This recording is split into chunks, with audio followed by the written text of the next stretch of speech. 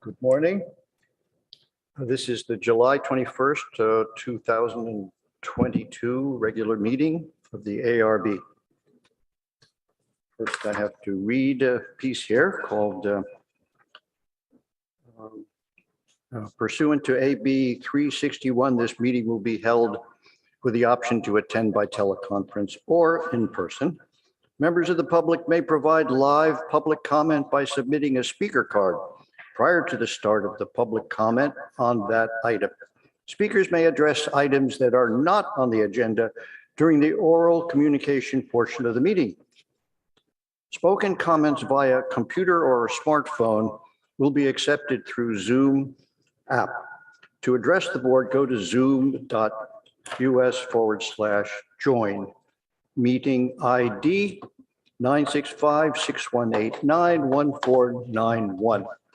When you wish to speak, click on raised hand. To offer comments using a regular phone, call 1-669-900-6833 and enter meeting ID 965-6189-1491. When you wish to speak on an agenda item, hit 9 on your phone so we know that you wish to speak. Thank you.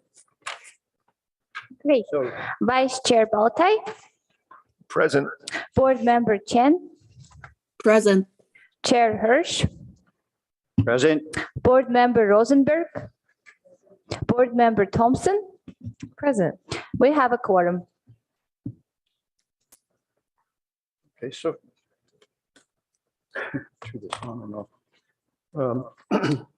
Oral communications. Is there anybody who wants to speak on an item that is not on the agenda? It's at 3 minutes per speaker. Do you have anybody? I haven't received any speaker cards and I don't see any raised hands in Zoom at the moment.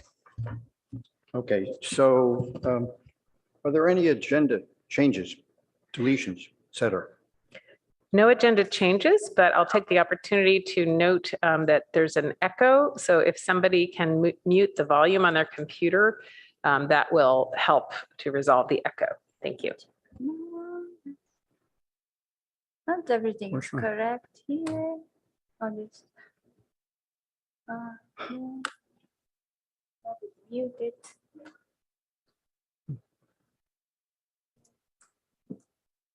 I think it might be, it might be the sound of the headphones coming through the microphone.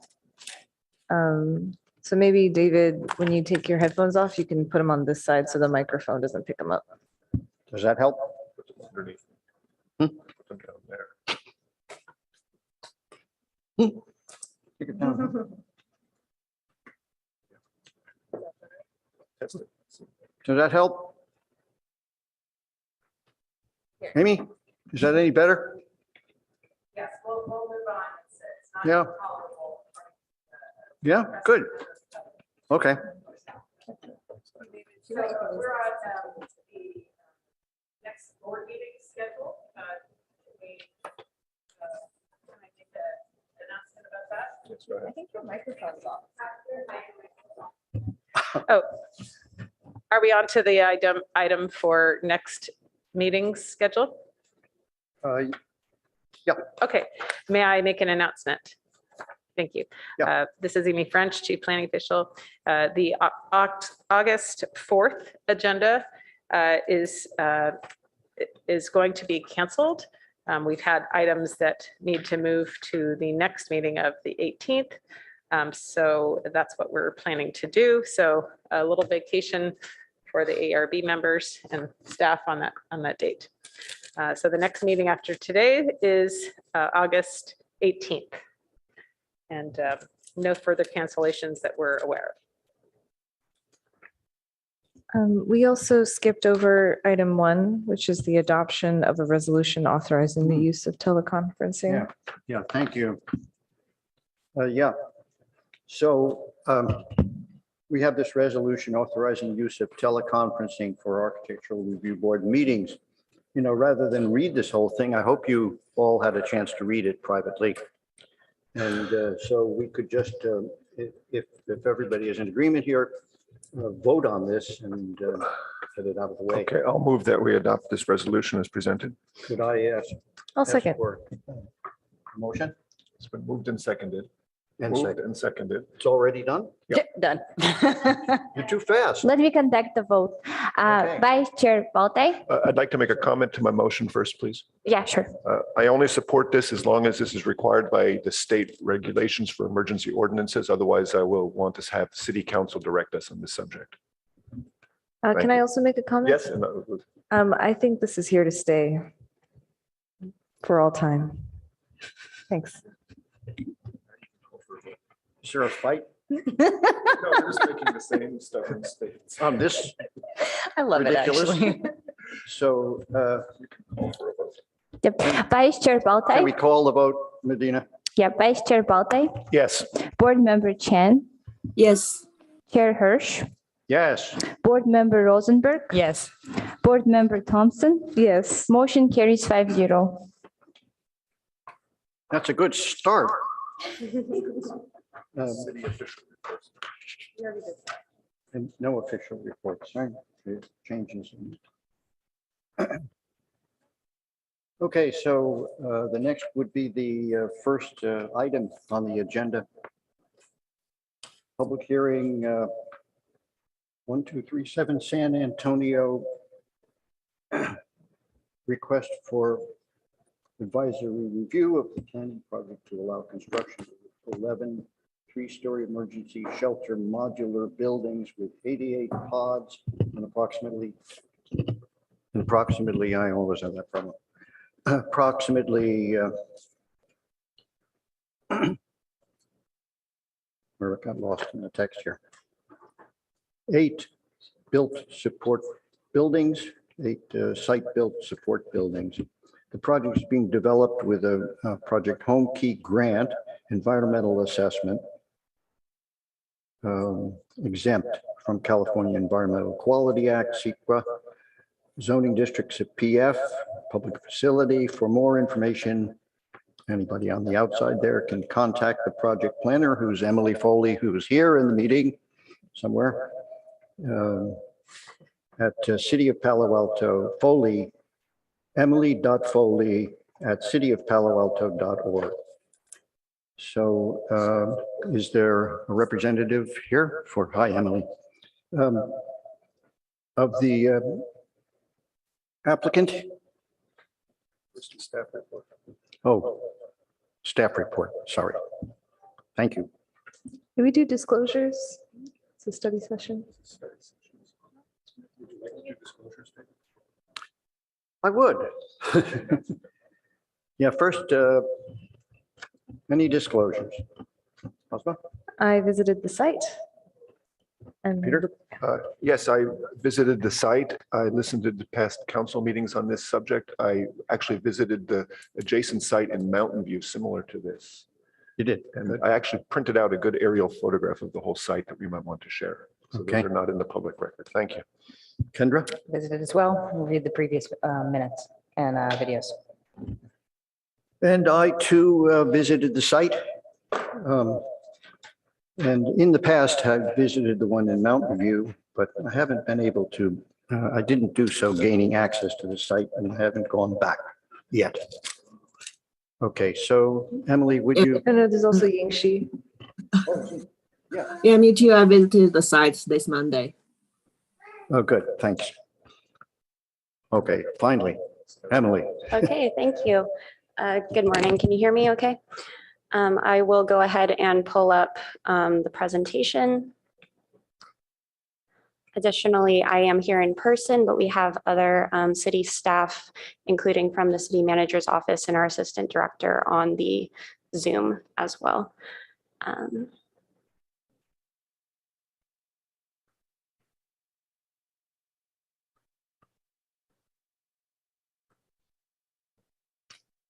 As previously stated, the address for this project is 1237 San Antonio Road, and this is for the Project Home Key interim housing project. So this is a Project Home Key under AB 140. As a part of that state law, it has been deemed consistent with all local zoning regulations. It will be a ministerial approval and it is exempt from CEQA. This project contains 88 interim housing shelter sleeping modules, which includes 24 family units with 3 beds each and 64 single units with 1 bed each, as well as on-site support services. This project will be using primarily modular construction, which means that the building permits are also reviewed by HCD. This project is a partnership with Life Moves because it is on city-owned property. The city is also considered part of the applicant team. And so as a part of council's approval for the project, this is an ARB advisory. And so you are helping us make it the best project possible, but you are not determining whether or not it is approved. This map shows the site plan. This is located on the city-owned LATP site. What's highlighted in red on the map is the entire site. Project Home Key will be a 63,000 square foot leased area of this site. Surrounding uses include offices, the green waste sorting facility, and the Baylands Trailhead. As you are aware, San Antonio Road is the boundary between Palo Alto and Mountain View. You can see that on the red line that cuts kind of diagonally through this map. What's shown in yellow is outside of the city limits, and that includes most of the San Antonio right-of-way. This shows the site plan. There are 8 3-story sleeping modules, 3 2-story sleeping modules, and then various support buildings, including a dining hall, community gathering areas, support services offices, Life Moves staff offices, and storage facilities. There's also 2 driveways on the site. The one at the southern end is intended to provide access for the Home Key project. The one on the north end is intended to provide access to the green waste sorting facility, which will be relocated to the kind of back end of the site away from San Antonio Road. However, the driveway loop between the 2 is the fire lane access.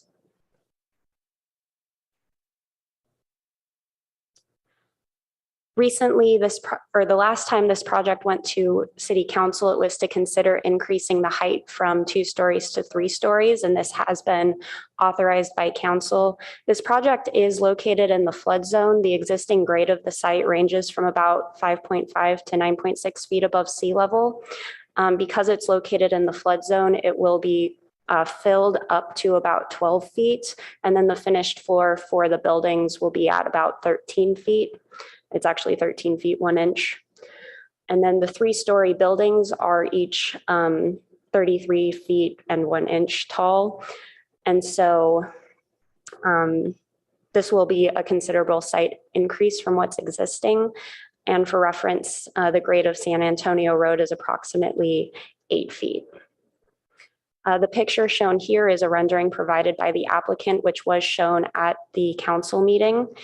What's circled in green is showing how it is anticipated to be visible from the Baylands Trail, which is nearby to the site. So the key areas for discussion today will be how the project fits in with the Baylands design guidelines and the Baylands setting in general, as well as getting into more details about the materials, particularly the fences proposed for the site. As we're aware, this project is located very close to the Baylands, and so Life Moves was encouraged to consider this context while designing the site. The image that you see at the top right-hand corner was something that staff found online that we felt would be kind of good inspiration for the design. And the 2 lower images are adjacent buildings. One is the restroom facility for the Baylands Trail, and the other is one of the many offices that are along San Antonio Road across the street from the site. And so our Bayland design guidelines encourage a lot of gray, but we felt that this facility would definitely benefit from using more color than is typically included in a strict interpretation of those design guidelines. We wanted to keep it more inspired by nature and modern. And so encouraging shed and gable roof forms. And one change from earlier iterations of the design to the design seen today is that the roof eaves have been increased to be 18 inches.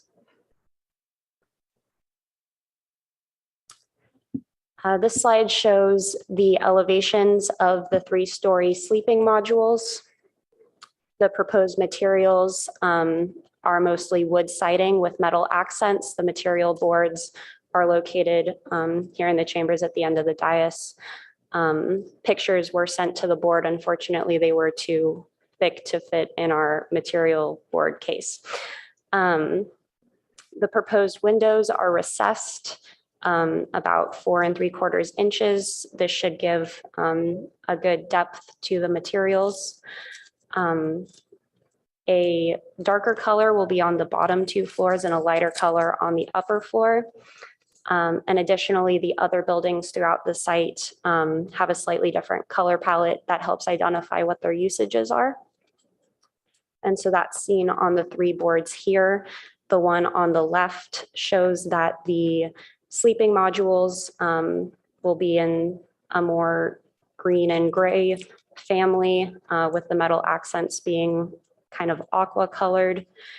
And then the ones on the right show the different support building uses. The laundry facilities, or what's labeled on the materials board as wet modules, will be blue. And then the other facilities, including dining, offices, etc., will have the yellow accents. The materials boards also identify which buildings on the site will have which color palette, which is helpful.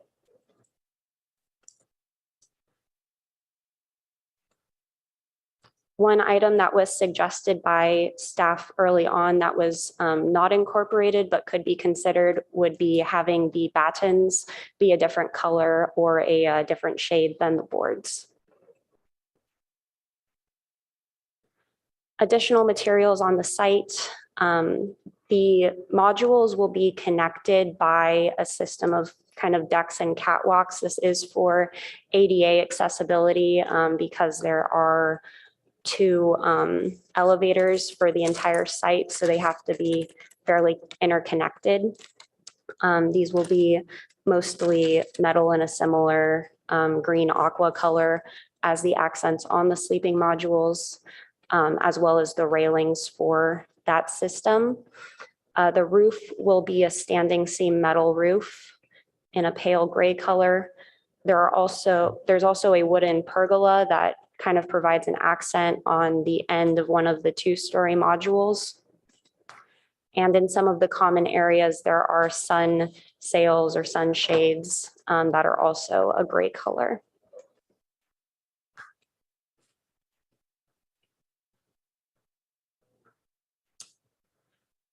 There are many fences proposed for this site since it is kind of important to enclose this type of use.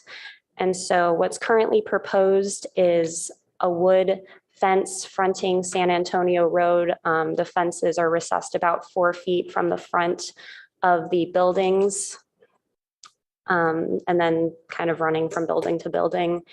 And then black vinyl coated chain link at the perimeter of the site. There is a desire to create a featured entry gate. On my next slide, there's another version of the site plan, so I can explain this a little better. But we would like to encourage the use of a more decorative metal material.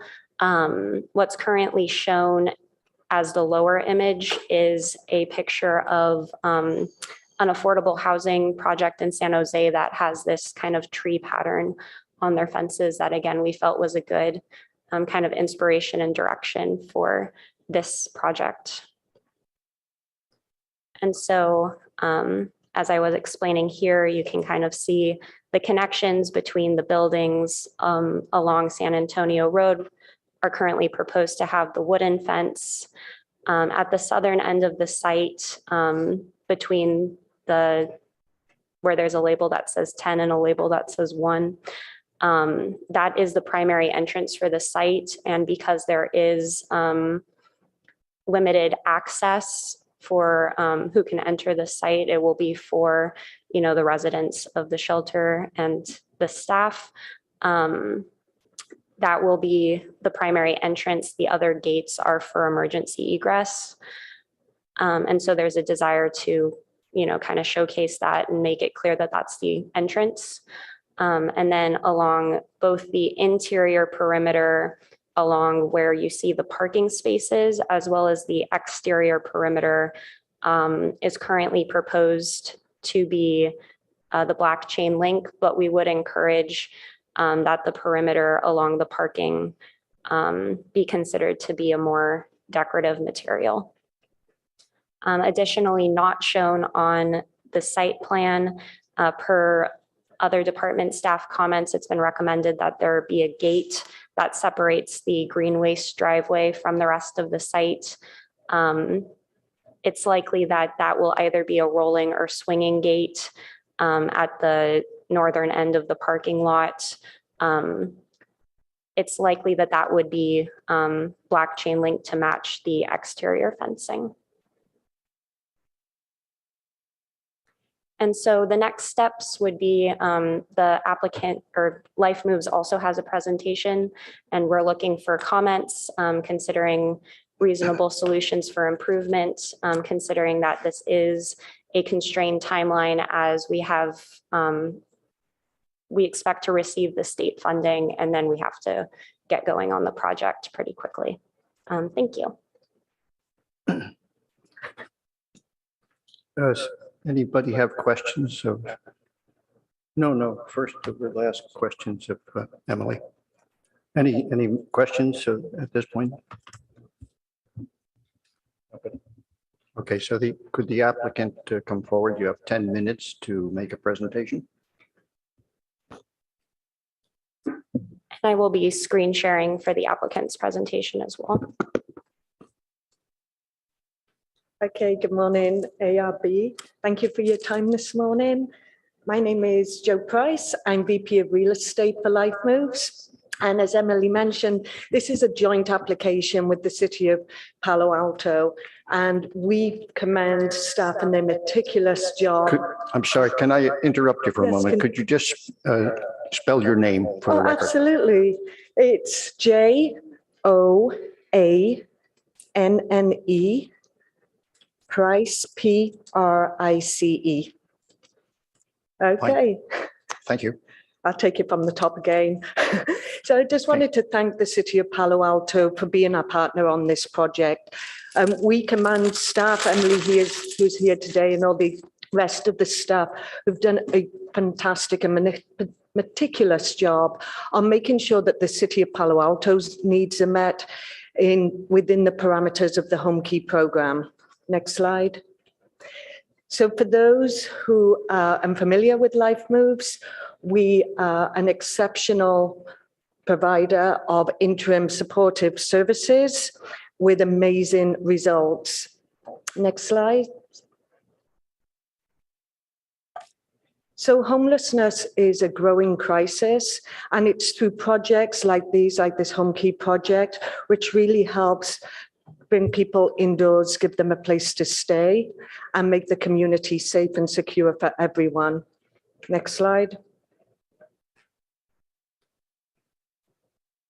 We believe that everybody has the right to safety, security, and dignity. Congregate shelters are the #1 barrier for reasons why people do not come indoors. Non-congregate shelters, that's where everybody gets their own private front door, like on Mountain View, is the key to success. And that's what we're providing in this project here. And we are working within the Home Key budget, so we're very mindful of scope creep and the exceptional rise in construction prices right now. Next slide.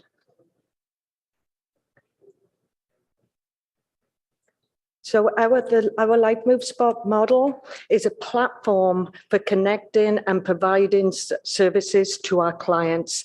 That's why 30% of this site is for the support spaces dedicated to deliver effectively our services. Next slide. I just want to touch on the impact that this project had for the city of Palo Alto. We're sharing our data from Mountain View. We said to Mountain View that we would serve at least 50% of people on the streets at the end of the first year. And that's exactly what we've achieved. We served 310 people at Mountain View over the course of the last 12 months.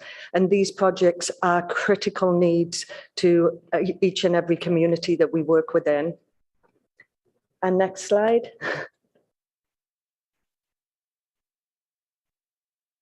Together we can do great things, and together we will make an impact in the city of Palo Alto. And with that, I'm going to hand over to the architect, Mark Warren, to take you through the details of the project.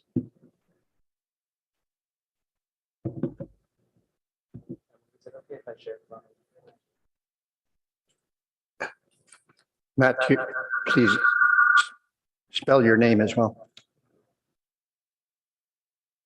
Good morning. My name is Mark Warren. That's MarkWarren.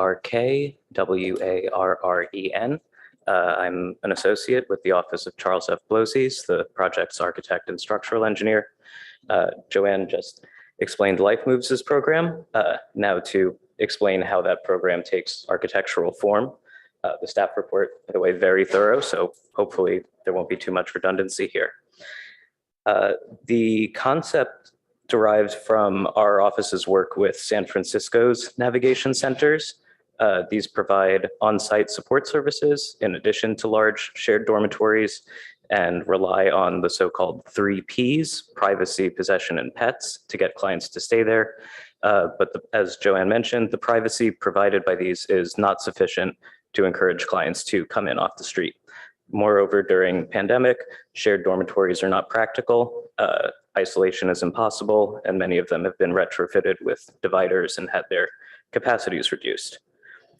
In response, we've developed a modular concept that breaks up the program into smaller pieces: sleeping units, food service, showers, bathrooms, and laundry facilities, storage for clients' belongings, support spaces, including offices, meeting rooms, and security, and tying it all together, indoor and outdoor community spaces. This project is actually the 3rd instance of this design concept, the first in Mountain View, the second currently under construction in Redwood City.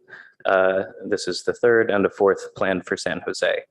The modular concept allows for a variety of configurations and scales with the same basic elements. Modules are arrayed to fit the site and shape the space between them. Shared exterior spaces and communal buildings encourage socialization among clients and with staff. More public uses, so to speak, are arrayed around piazzas, highlighted here in green, and private residences are laid out as streets. This hierarchy of spaces provides an overall legibility for the site rather than the monotony that might be suggested by prefabrication. The Mountain View project was actually recently recognized with the National Urban Land Institute Award. We see this as proof of concept in terms of the cost, schedule, and ongoing operations, but also validation of the design scheme and confirmation of its attempt to reduce the stigmas surrounding homelessness and also prefabricated construction. Our experience with Mountain View and collaboration with them was a big part of the jury's consideration, and we are having a similar experience with Palo Alto. We greatly appreciate the time and effort that staff has devoted to us, meeting with us weekly or even more frequently, and addressing issues before they become issues. The first of these non-issues, thanks to them, is the site configuration. Our originally proposed layout included 2 difficult configurations for the sites.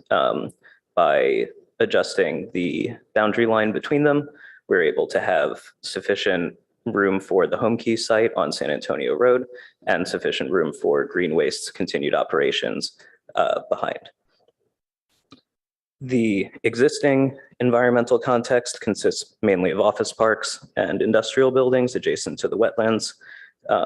You can see in this aerial view on the right side along San Antonio Road are the individuals and couples sleeping units.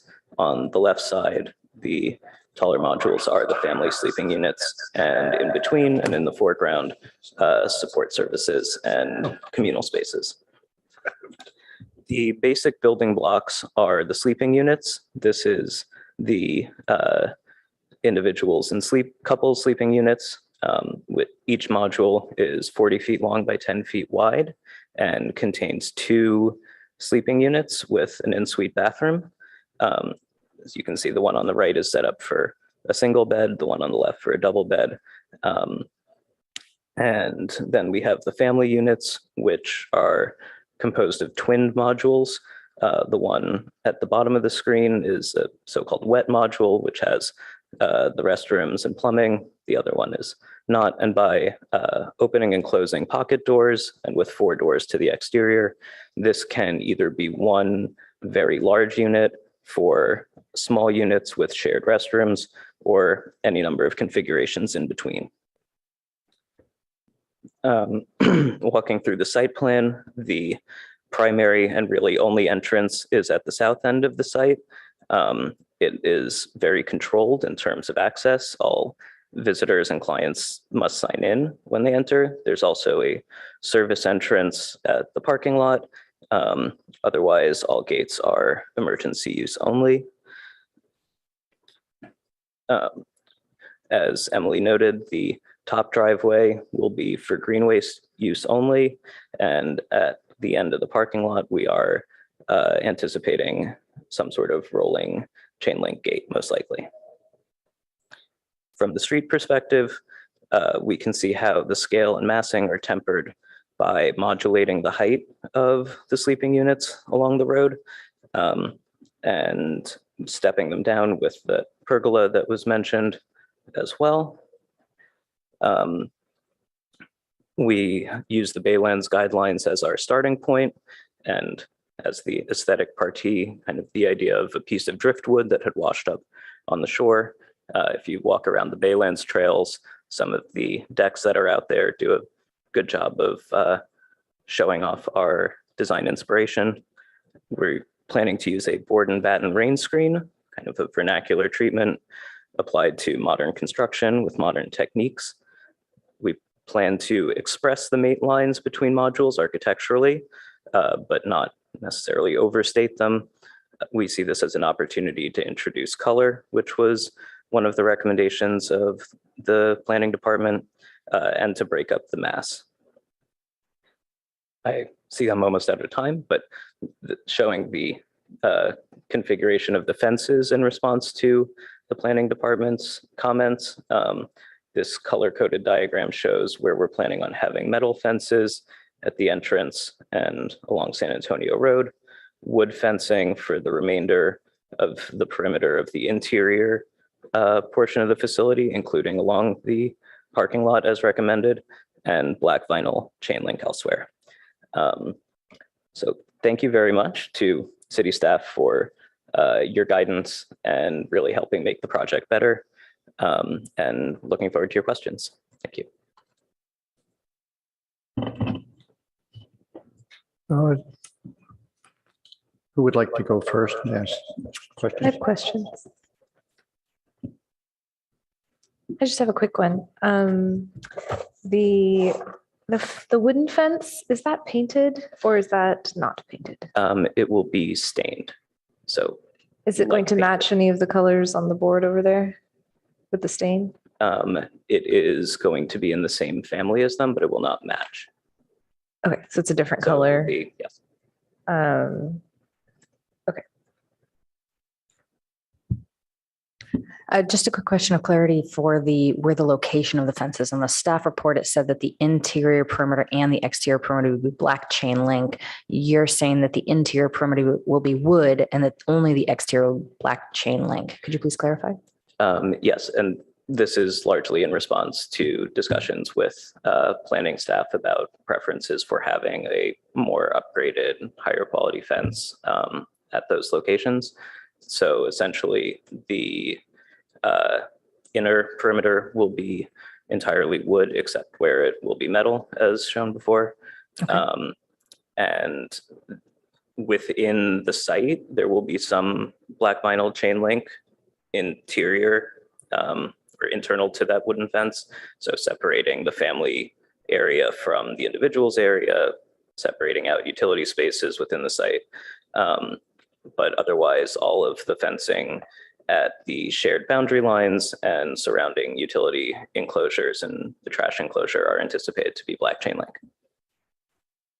Thank you. And then to Osma's point, so we do not have samples of the color of that wood fence, which is going to be actually a pretty notable item surrounding the site. Is that correct? We don't have any color for it Let yet. me double check that. Just curious. It's really more of a curiosity question than anything else, just to try and better understand what this wood is going to look like. And then lastly, we've only very lightly touched on sheet AO 1.3. Could you please explain a little bit about the open spaces and sort of where the greenery is and where that sort of planting life comes back into the site? So the open spaces are, as we touched upon, really crucial to the function of the facility.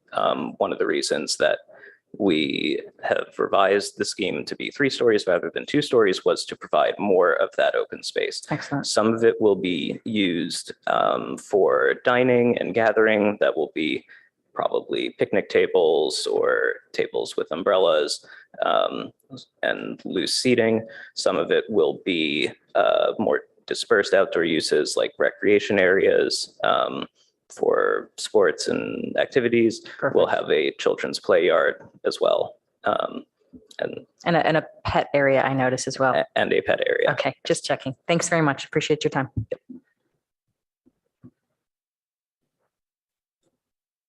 Good morning. Thank you. Hi.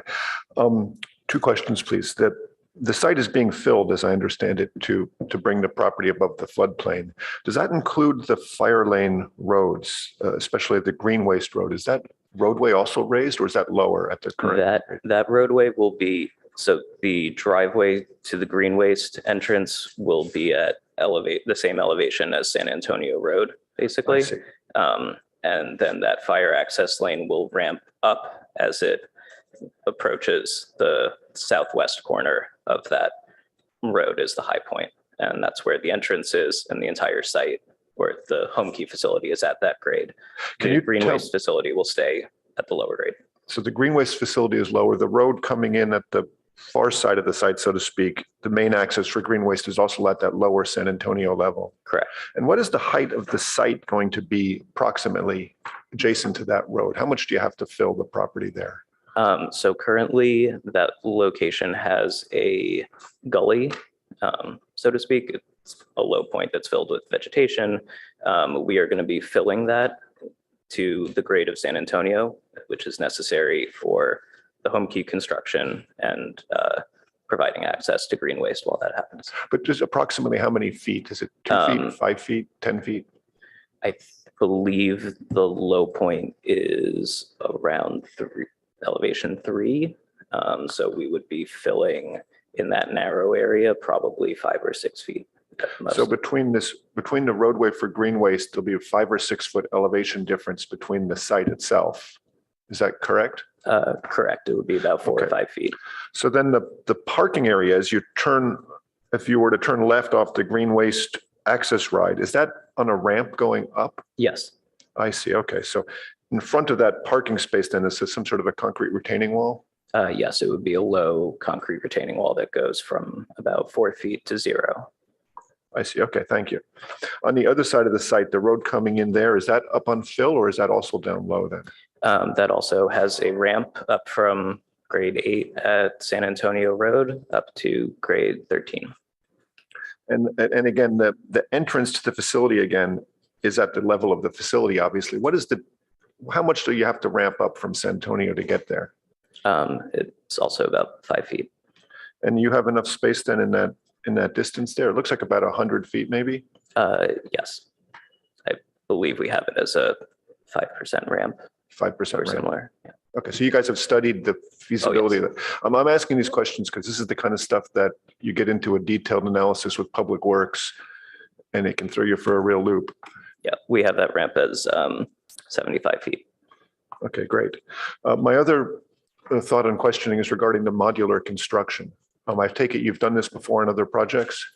Yes, on the Mountain View project, which Okay. you mentioned you'd seen. The And Mountain on View Redwood- project, however, is a single story series of structures. So the 3-story construction, you're confident you can get the structural parts of that to work? Yes, we have a project currently under construction in Redwood City that uses the same system. And it's more than 1 story? It's 3 stories. 3 stories, wonderful. Then what I was wondering about is the roofs, in particular, our request to have roof eaves. Does that affect your ability to do modular construction? No, How is that? the eaves project off the short ends for the elongation, so it doesn't affect the width of the module, and that doesn't lead to issues in construction or transportation. And if we need to add eaves on the longer ends, that can be done in the field, as is typically done with gutters and some metal flashing for modular construction. So it's really just an extension on the short end of these buildings that you actually have a visual roof element. And we will also have them extend a little bit past the long face as well. And that extension you said is done in the field? You can't do 18 inches that way, can you? No, that would be a shorter extension projecting out.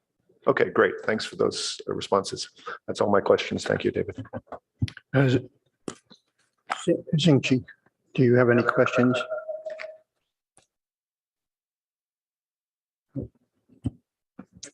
We can't hear you, Yingshi. You're on mute. Sorry. So I have a quick question about the elevator tower. So is it something we'll be building in field? I'm sorry, I didn't hear that. Sorry, Oh. can you repeat that one more time? Yeah, a question about the elevator tower. So is it something that will be built in field? Yes, these are, well, they will be Okay. modular elevators Okay. that will be delivered to the site as a volume. How tall it would be from the elevation view? It seems like it is much taller than the 3-story building.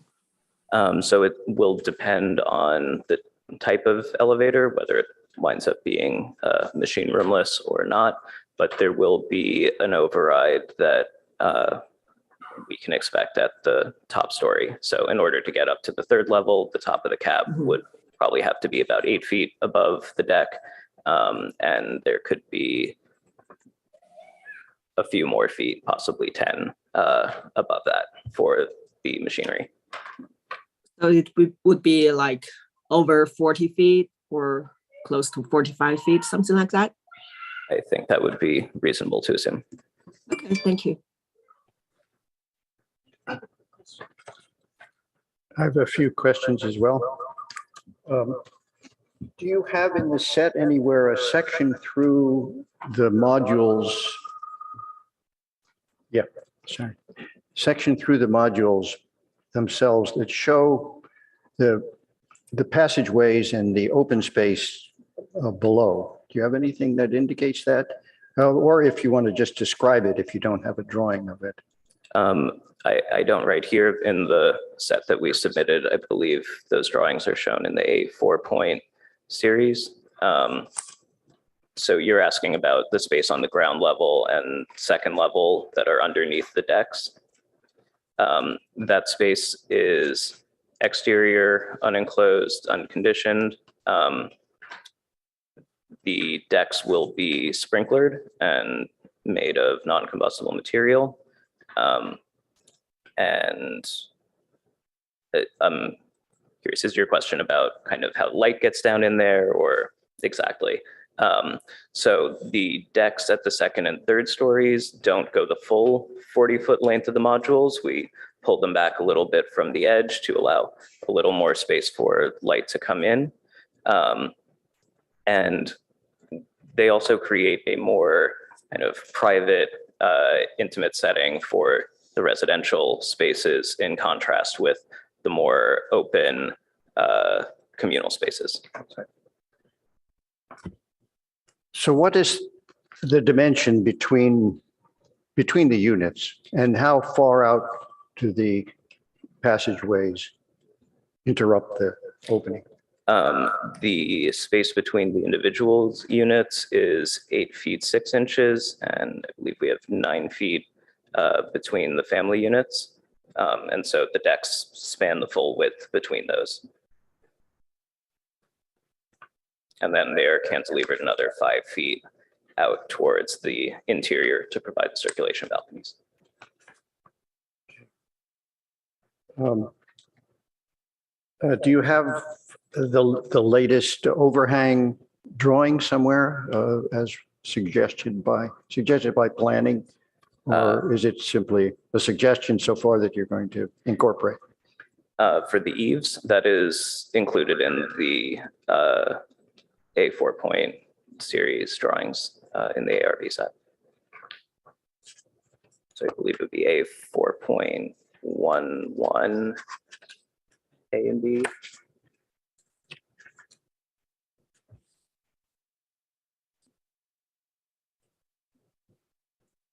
Can I ask a quick follow-up question on the eaves? Okay, I'm not finished yet, but go ahead. Oh, yeah, go ahead, finish. Yeah. Okay, so those don't seem to be defining the dimension at this point. They're straight on elevations. Okay, so you're yet to incorporate? It's a very small cantilever. Is that an extension of the roof line? Is this pretty much what you've agreed upon here? Along the, sticking out to the either side, that's 18 inches. Shown. 18 inches, okay. And how about the end of the building, the same thing? Same dimension? Oh, I'm sorry, I was referring to at the ends of the building, along the The shorter side. Along the shorter sides, that's an 18-inch eave, so that's sticking out over the street. The long faces have a much smaller projection. That has not been determined yet. We'll work it out with the modular vendors. Got it. At the entry and issues about greeting people coming in, how do you handle that? I mean, there is an entry, there's a community building to the left there, the kitchen community building, and to the right are a series of I'm just wondering, what's the process there? This is more a process question. Who greets people at the door, and how do you handle that entry issue? So I'm going to ask Joe or Rosie to correct me if you should just, okay, well, correct me if I get anything wrong. But essentially at the entrance, there is a walk-up window outside of the gates where visitors will come and check in. Then they will be essentially buzzed in by security at that location. If they're a new client arriving for intake, they'll be taken into one of the reception offices where they'll meet with staff and get them all set up. And so it's kind of directing that traffic off towards the right as you come in into the support courtyards and areas. If it is somebody returning, they will check in and go either to their residence or whatever they're doing there. And we thought it made sense to have those more public spaces like the dining area, the community room, especially if there are outside visitors coming in for events or programming, to have those located near the front as well. I just wanted to let you know that this site is staffed 24/7, 365 days a year, and clients accepted through a coordinated entry system, which then there's no loitering on the streets or walk-ups allowed.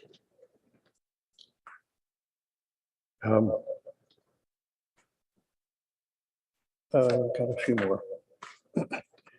The windows operating or not? So we are going to be required to have rescue windows, which will be operable. The others will not. And so those will be at the short ends of the units. Okay, they'd be awning window. Oh, I see. Okay, They so would they're be- not over the passageways. In other words, they'll be at the Correct. very ends. Yeah. But they do kind of ventilate all of the perimeter rooms. There won't be the same kind of ventilation capability in the middle of the unit then, is that right? Those spaces will be mechanically ventilated. Okay, it's basically it's showing some round kind of is that the ventilation for the inside? Yes. Mhm. Uh, More questions? The height of building that's called building number 2 on A1.00. Have you kind of determined the height of that building across the street? That's the Casey Avenue building, relative to the height of what you're proposing here? No, we have not measured that building.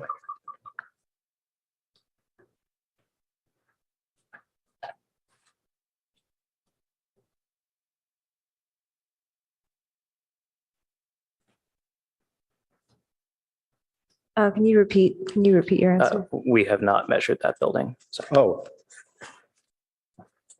Okay.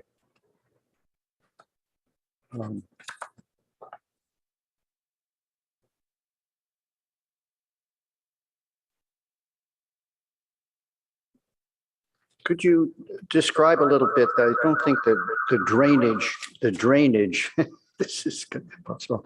The drainage issues are not completely explained. So yet to appear some of the gutters that are going to be on the overhanging roofs. We are currently working with city staff to arrive at a acceptable, workable solution for drainage.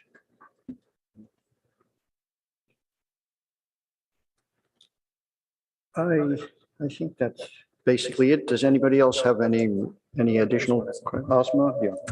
Yeah. Can you confirm that for the 3-story modules, the bottom 2 modules are getting the darker color and the upper one's getting lighter color? Correct. Thank you. And in terms of the windows, just reconfirming, so you were saying the windows are not operable for the most part? For the most part, that's correct. They will have internal blinds that are sandwiched between the glass panes, but they will not be operable. What's the thinking behind that? That the anticipated clients are pretty rough on fixtures and equipment. And so things that are operable, if possible, should not be. Okay. Trying to be diplomatic. On sheet A411B, there's something that's noted as a louver access panel. What is the finish for that? That will be painted the same color as the window trim. As the window trim? Yes. So it's not the stained wood color, it's the, No. it's like that green window trim color. Okay, and then, sorry, one more question. For the location of the windows and the sleeping units, could you provide a little insight as to why they were placed in that location on the facade versus somewhere else on the facade, say? So the design intent was to kind of create a bay window at the corner with as little structure as possible so that you have a visually open corner as you're looking out. That was what determined that placement. Thank you. Before we get to the next set of questions, just wanted to answer something about drainage. The city will be working about drainage in a meeting next week. I just want to make sure. We it's have clear. weekly coordination meetings. And so items that are more related to public works engineering and other departments are being worked out basically every Wednesday.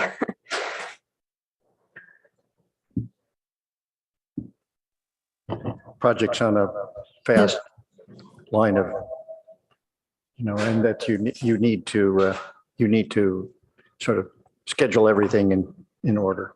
Okay. Yes. Just a couple more questions. I'm noticing when we're looking at the elevators, so the shafts are not exactly clarified as to what color, what material they'll be, at least on these elevations that I'm able to see. Do we have a little bit more clarity on what the elevator shafts will look like? And I'm also noticing on A3.01 versus A3.11, they are notably different heights. Could you please explain which height is probably more accurate? One looks pretty close to the ridge line. The other one clearly extends beyond. Are we using hydraulic? Are we using drum? What are we doing here? I would expect it would be closer to the taller one. Okay. In terms of the exterior appearance, we're planning to use a similar board and pattern vocabulary with the same stains that are used on the adjacent sleeping modules. Okay. And is it accurate that there's basically two of these elevator shafts and they're completely connected through these catwalk systems? They're not. So there are two elevator shafts.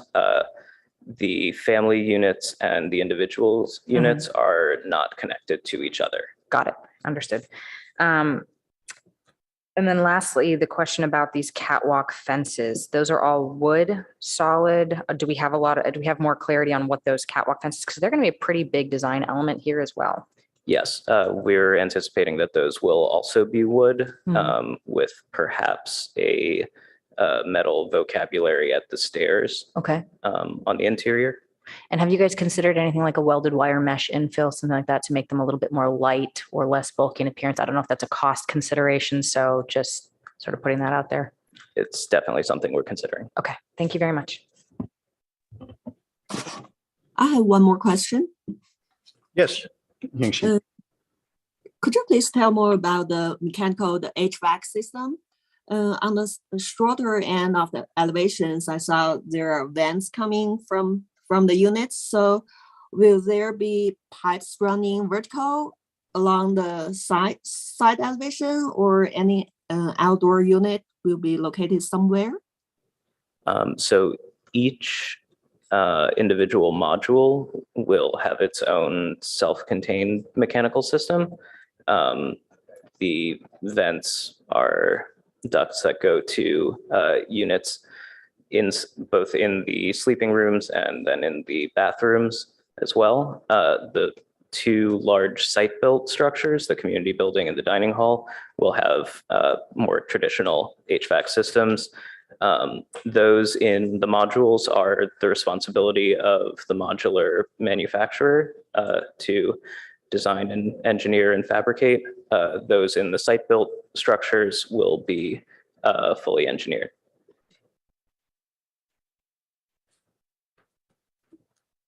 Okay, Peter, you have more questions? Yes, I have two more questions. One relates for the architect, I guess, which is regarding potential landscape screening or planting on the Bayland side of the project. Is it possible, do you think, to fit perhaps two trees that would grow large? You have a curved area at the edge of the drive and then on the other side of that building. That's certainly something we can explore. Currently, we are very tight on space and have, all the driveways and sidewalks and everything dialed in as tight as we can. But I think there could be opportunity for that. Thank you. And with the indulgence of the chair, I would like to ask Ms. Price to come up and respond to something that's not really architectural or within our warrant, but I'm really concerned about the selection of this site, this particular part of town for this facility, this type of facility. And I'd like to hear you defend why you think this is really the right place in Palo Alto to put this facility. So with the indulgence of the chair, because this is not our direct purview. We'll allow it. So I would really like to understand why you think this is the right place for transitional housing. Okay, this site was really chosen by the city of Palo Alto when we kind of approached each other following the grand opening of Mountain View. There was a conversation started with the city of Palo Alto, and there was an extensive exploration of not only sites that were available, but also hotels that were available that would suit the needs of an interim housing solution. And this site became apparent because it was available and it was vacant. And at first, we approached it to be more due diligent in how it would suit the needs of our clients, and is within a mile of jobs and amenities and a grocery store and other restaurants. And there's also a bus stop that's going to be resurrected across the street. And when you consider what's happening across the street, you mentioned Casey, all that site, it's all in Mountain View, but it's part of the North Bay Shore Precise Plan. And over the next several decades, that's going to be built up with not only offices for employment opportunities, but there's also going to be downtown streets and cafes and restaurants and a lot more amenities that will be within walking distance of this site. Deputy City Manager Chantal Gaines is also on Zoom and can provide some additional clarification for your question. With the indulgence of the chair, I'd like to hear that. Thank you so much. Good morning, everyone. Yep. Good morning. Thank you, Chair. Chantal Cotton Gaines, Deputy City Manager, and helping coordinate some of the staff on this project. As Ms. Price mentioned, the City Council really wanted to take advantage of this home key program, and they tasked staff with finding a site. And we contacted many hotels in the city just to see if that was a viable option. And between sort of the back and forth or non-response from hotels, that didn't go as far. And so then it became what city-owned properties are available that could possibly work. And in evaluating the different city properties, this one came up as one that we had the bandwidth to figure out, being able to do a shelter there and sort of doing the mapping that Ms. Price talked about, looking at available transit and other connectivity there, and some of the things we could establish potentially down the line with even VTA. As Mayor Burt is very active in the VTA board, asking questions about getting additional transit there, the City Council thought that this site would be a good option. And the LATP site has so many elements to it, so they were really worried to see what would come up, but we've actually been able to work it out to present what's in front of you today. And the last thing I will mention on it is the evaluation of the site. We've made a ton of tweaks over time so that it can be something that fits sort of the goal of being able to serve our unhoused population in a way that is humane and fitting for them. And it also fit with the zoning and the comp plan of where an emergency shelter could be located in Palo Alto. So all those things together kind of led to this site being the one to move forward with, and the lack of availability in other parts of the city from what we could find. Did you consider sites, say, on the Cubberley campus someplace? I know the city owns some parcels along the edge of that as an alternate. When you say consider, it was looked at, but the City Council encouraged us to move in the direction of this one, just because there were other plans in play and sort of figuring things out with the school district related to the Cubberley site. So given the time frame, it didn't seem like it would be something that could be figured out in the amount of time we had for this grant, which is pretty fast moving overall. Okay, that's the end of my questions on this. Thank you, David. Thank you. Nicely answered. I have a question, a couple of small questions here. One of them is to do with the transportation. So Ms. Gaines, maybe you could just stay on about it. That seemed to be logical, actually, to work with VTA, because the description of the time frame for neighboring developments, you always add a couple of years to everything. Looks like you'll be ready to go pretty soon because this site's available and everything seems to be on board here. But it's probably pretty likely that the neighborhood won't be what you described for many years. And so I think it's going to be critical that there is some kind of connection to VTA and perhaps a kind of a back and forth transportation that would work to areas of the city that the tenants might need to get to at some point. I'm sort of think about senior people, who need to get to a grocery store, right? And so Yeah, doctor's appointment. frequently there are these sort of transportation systems that develop and they pick up people and take them to their locations and bring them back on some kind of a schedule. So you want to speak to that? Absolutely. And we actually operate a shuttle at our Mountain View site. You might have seen it. It's parked on site. And we plan on having a similar vehicle for the residents to kind of help shepherd transporting between like doctor's appointments and such like. And many of our clients actually ride bicycles. We have a partnership with Good Karma Bikes, and they will likely partner with them again. And it's a good mode of transit around the sites, especially with the new bridge that just went in across the 101 connecting to downtown or California Avenue. Not to mention that biking in the Baylands is absolutely spectacular. And you can go from there through to Mountain View, and et cetera, et cetera. There's a lot of wonderful trails to follow from that point on. What a great thing for these people to be that close to the Baylands, I think. I have another architectural question. And that is, you've showed different sizes of the battens that are on this outside of the building. Can you speak to that a little bit? Because, the corner batten's a certain dimension, the window surrounds are a certain dimension, the vertical, just talk to it just so that we understand how it's done. Yeah, the intent is for the battens to all be 1x2s with the exceptions of at the corners, at the sills, and at the heads of each module.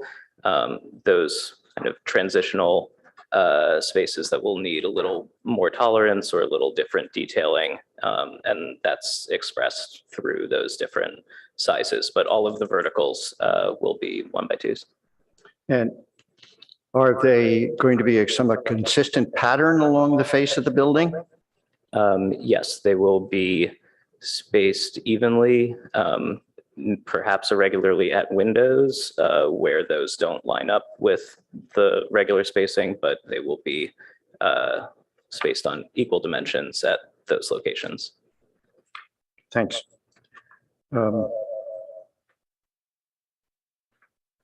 I think that's basically kind of all of the questions, unless somebody's, what's that?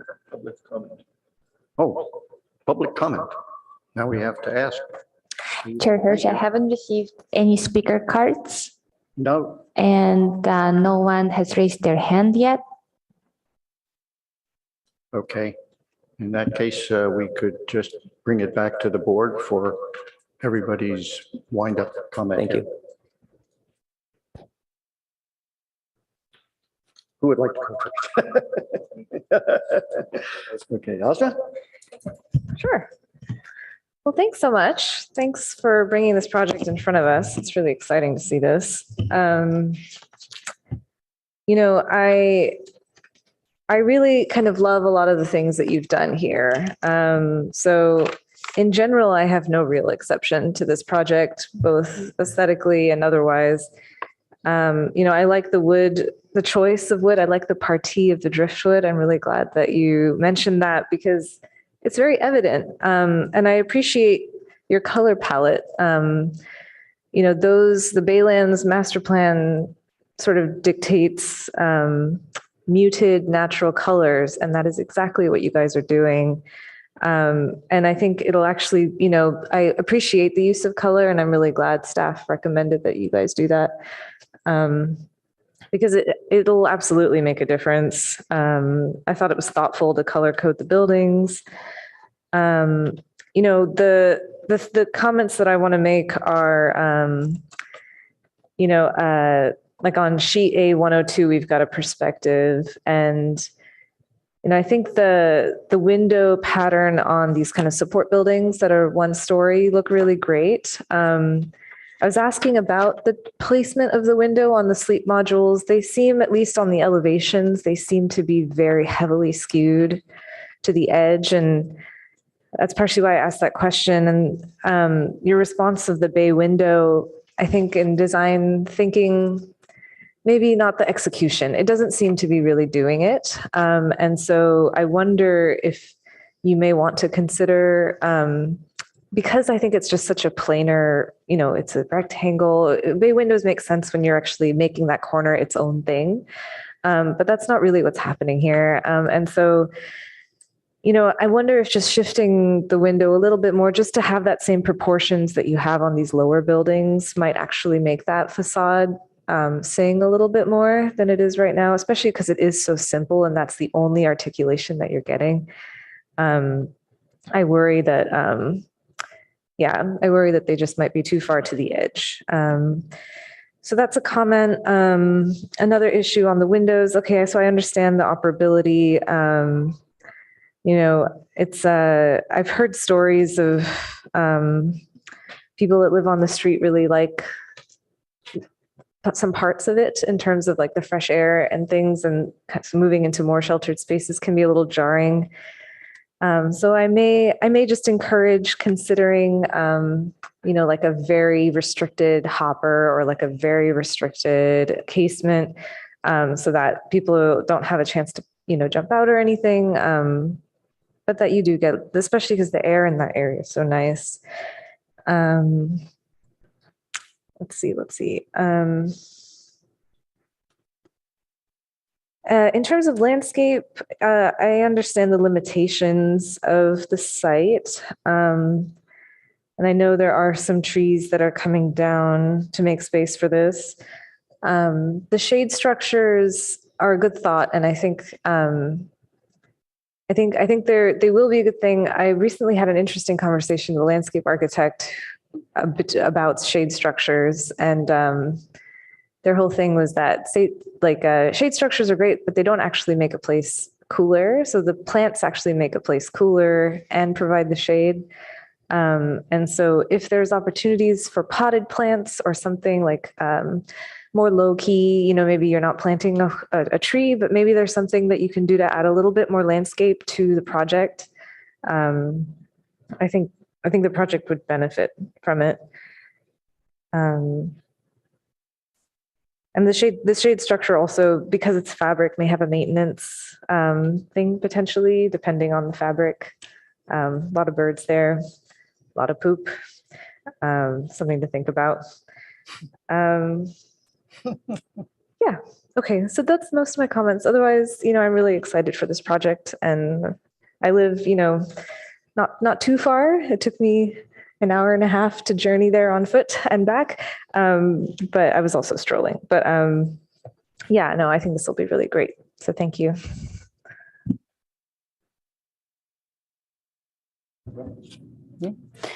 First of all, I'd like to thank you guys for bringing this project to Palo Alto. I think there's definitely a need, and this is a really elegant execution of a project that will provide a huge benefit. I did study some centers that were similar down in Los Angeles many years ago when I was living down there, and the success rates for some of these programs are really quite incredible. So I commend you for what you do, for what you're trying to accomplish here. In terms of architecturally speaking, my comments are pretty few. Just a few things I'd like to bring to your attention. First of all, I do appreciate the color palette. I actually really like, again, like Osma said, the introduction of color, the fact that they're sort of softer, more neutral colors. And yet you still have these pops of yellow and green and blue that really do feel kind of joyous in a way that I think is really important, especially for a situation where a lot of these people will be in. Having that sort of moment of joy is really profound. On that note of moment of joy, I would encourage as well more planting.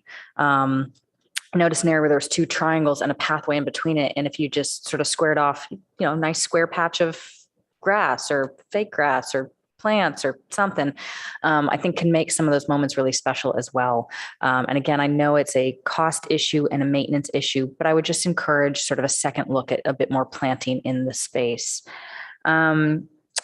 The shade class I actually appreciate. I know they're a maintenance issue, but in cases of not having trees, having shade structures are really quite nice, especially over the playground area. So if there's not one there, that might be a consideration as well. I love the fact that there's a playground area, that there's a pet area. I would encourage a bike parking area, and especially one where people can feel safe leaving their bikes. I know that sometimes the possessions are few and precious, and they should be safe. So to make sure that there's an adequate bike storage area where safety and privacy and being able to lock it appropriately will feel good. The interior fence, I'm happy to hear that it's wood and not welded, not the chain link. I think that that's just, it's a more homey feel. I would also encourage any of the interiors that instead of chain link, maybe going something for more of a welded wire mesh with wood accents, something like that, to just, again, not have too much wood. I am a little concerned that the catwalks and all of the wood handrails will just feel visually heavy.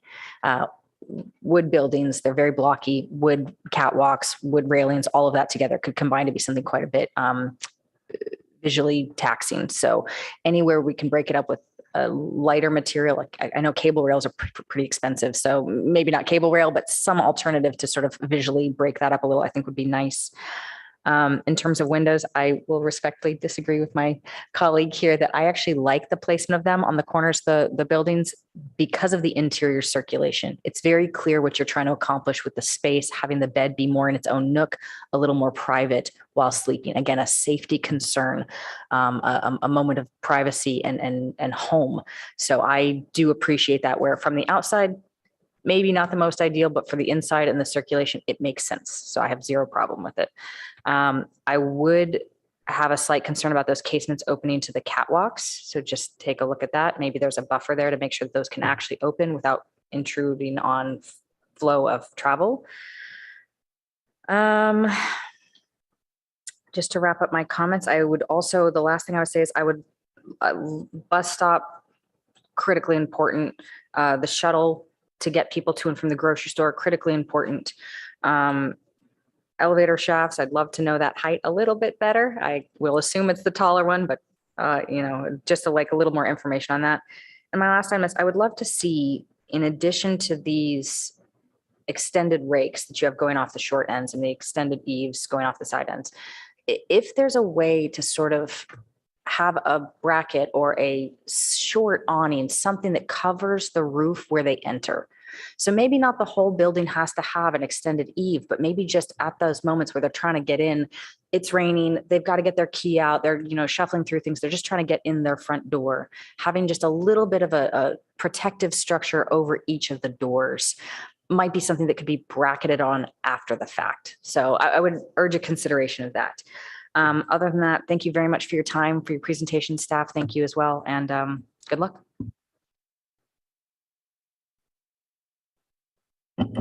Sing Chi. Hi, thank you so much for your application. I think in general speaking, I really like this project. Although the 3-story building looks pretty tall compared to the office building nearby, but I think the step building heights reduce the messing. And also the materials you use here and the color palette, I think it fits the Bayland context. And the low slope roof also helps. And I agree with my colleague that from the interior of the complex, maybe bring some lighter materials so that to break up the heavy wood panel looking. And also, as far as the fencing, I would suggest to think about using the metal decorative fence, especially along the bay shoreland, the bayland, facing the bayland, and also maybe bring some of the same pattern at the entry fence, at the entry feature, so that it could bring some consistency to this project. That's all my comments. Thank you.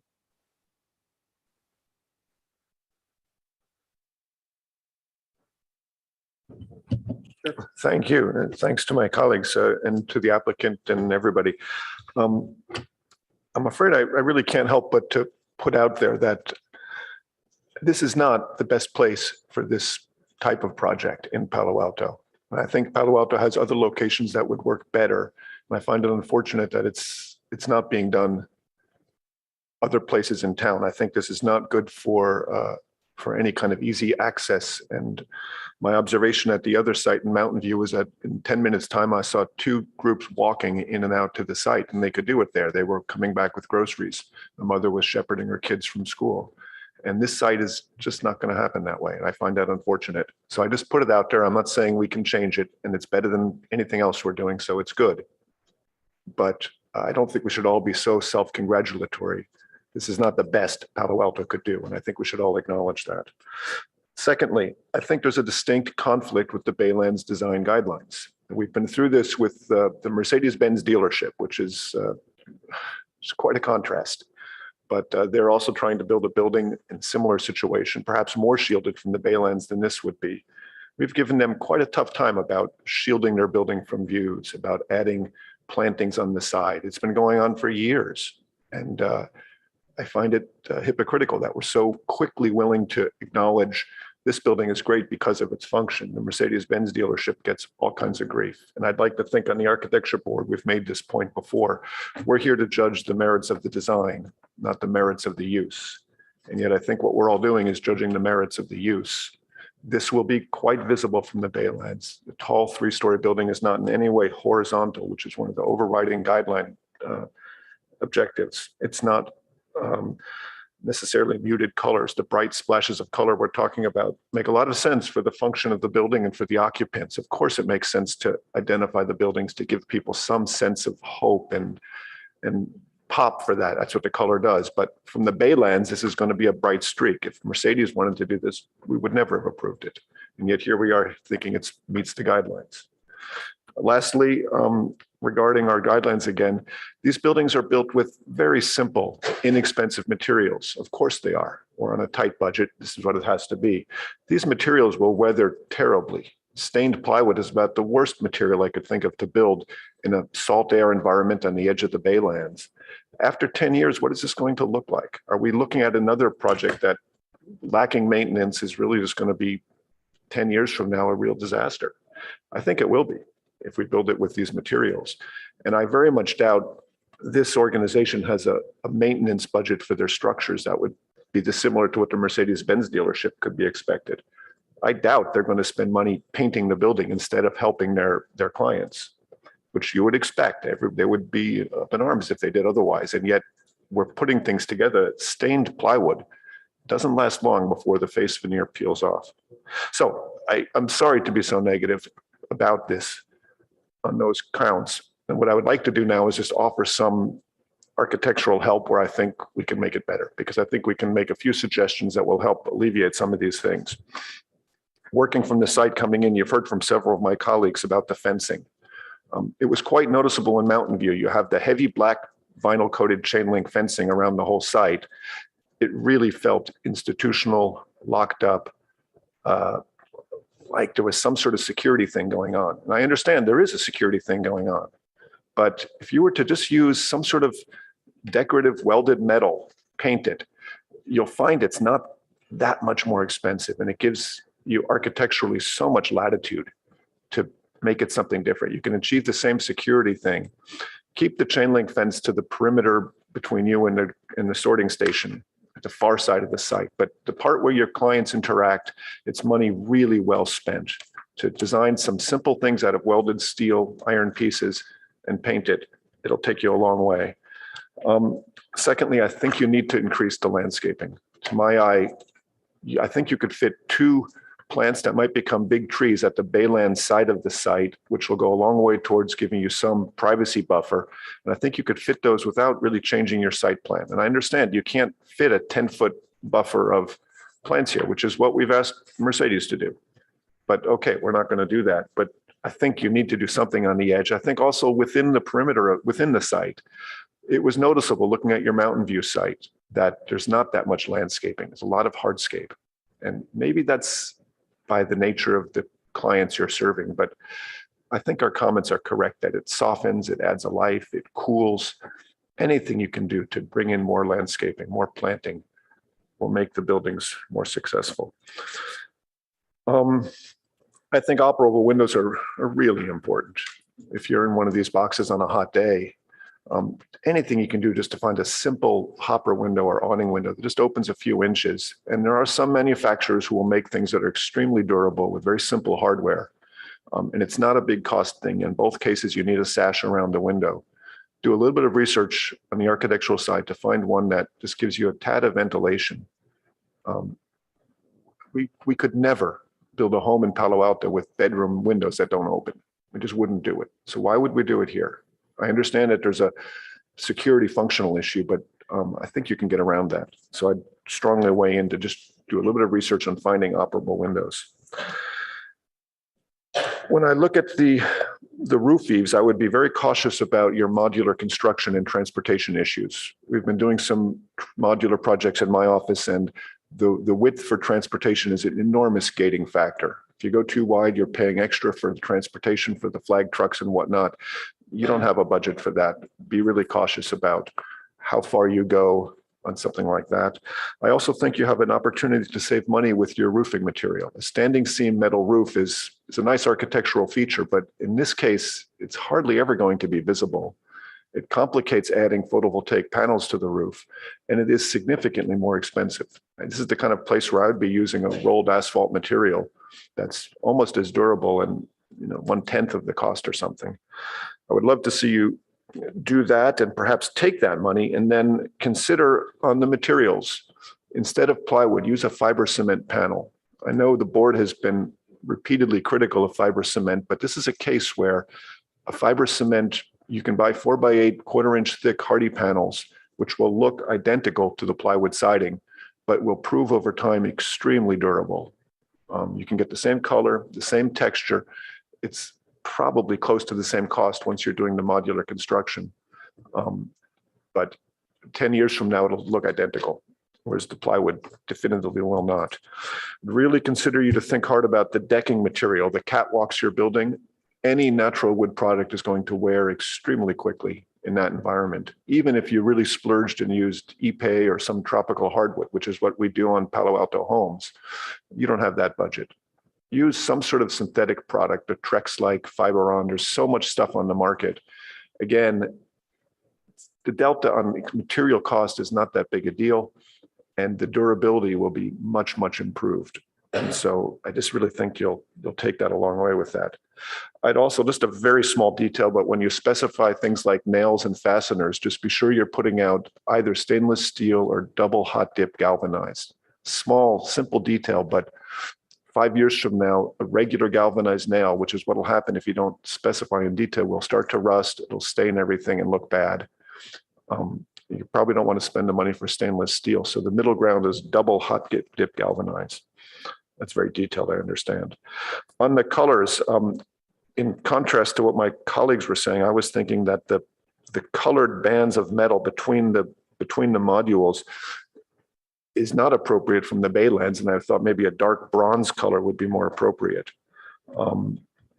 That said, I can see their point about it being really critical from the interior of the complex. So my recommendation stands, but I can see some room on that. I really think you need landscaping that gets to 20 or 30 feet high between your project and ideally the roadway going into green waste, but also to the baylands. Anything you can do for that. To the city staff, the city, as I understand it, owns that entire former treatment plant. And there's a lot of room to put planting out by the trail, which is what was done, I believe, when we did the sewage treatment plant further north. And maybe it's possible instead for the city to step up and just put some plants in closer to the trail where the citizens would be otherwise looking at this site and save them the trouble of that. I don't think that's actually that big a deal, but maybe we can participate that way. But the big point to me is that shy of getting some landscape screening, this building is going to be a vertical construction that's fairly visible from the baylands, and that's contrary to what we've been looking for everywhere else.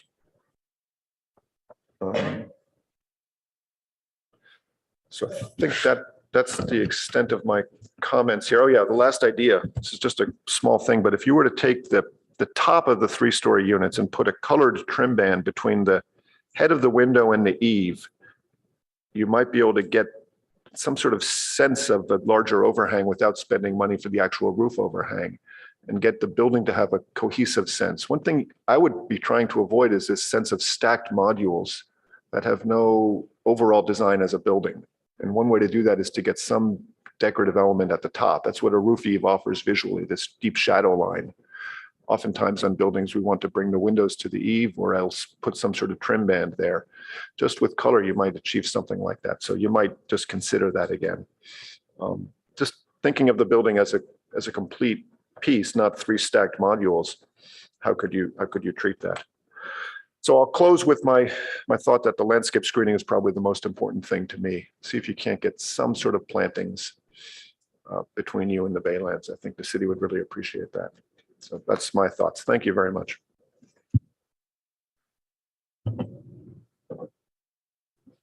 As runner-up, I don't have too much opportunity here, but I'm going to say a few things. One is, of course, it's a terrific project. And you know, something we didn't mention, and I think bears mentioning, is that the experience from the inside, looking out, is going to be so wonderful. You're going to take an elevator to, say, the third floor, and you're going to have a wide open view of the Baylands. How great is that going to be? I mean, I think it should be something that, despite the fact that there are issues that Mr. Bolte has mentioned, issues of the location of the site, there are also some significant pluses to be right in the Baylands here, and you really can't forget that.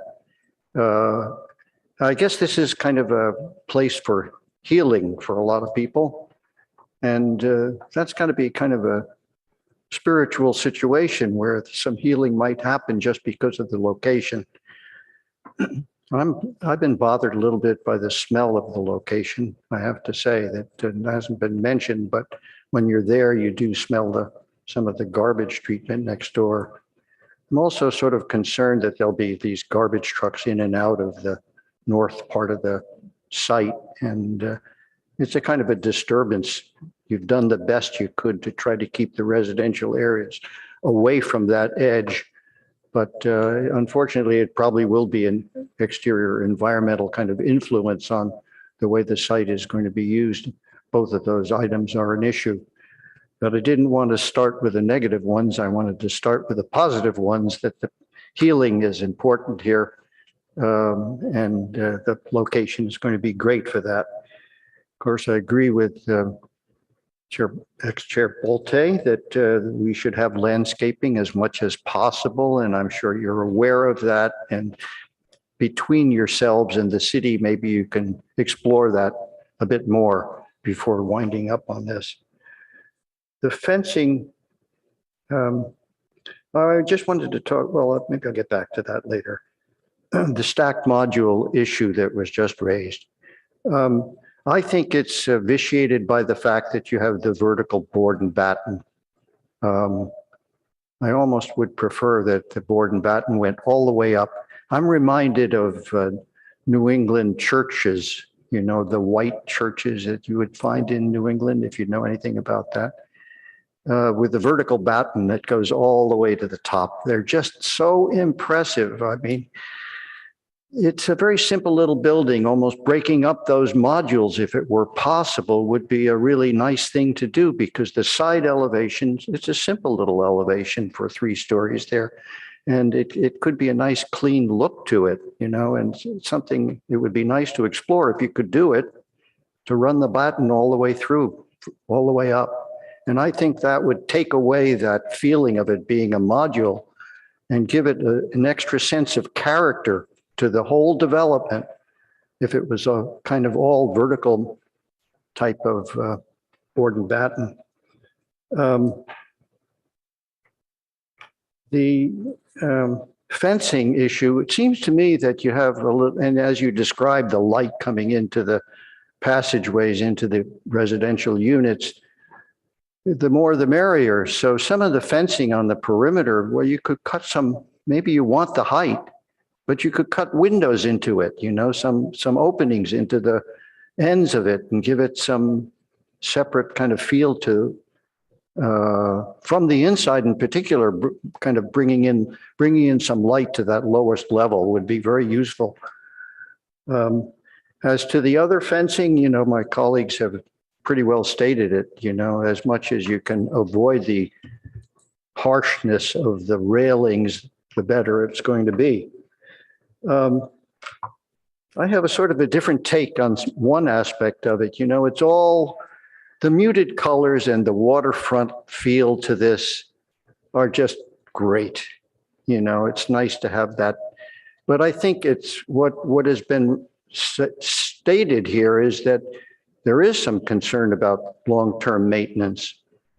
But it's something that I think you could solve more by finding the right kind of covering, you know, to make sure that it has a lifespan that will last the length of time you need it to last.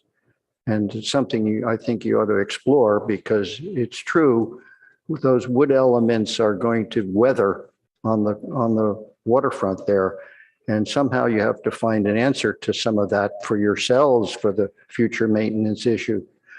I really like the one drawing in the set, you know, the little sketchiest of the drawings is the A 3.11, where you kind of look at this from a distance and you can imagine it from a distance. So in some sense, I disagree with the thought that this is going to sort of stand out and not fit into a Baylands kind of look.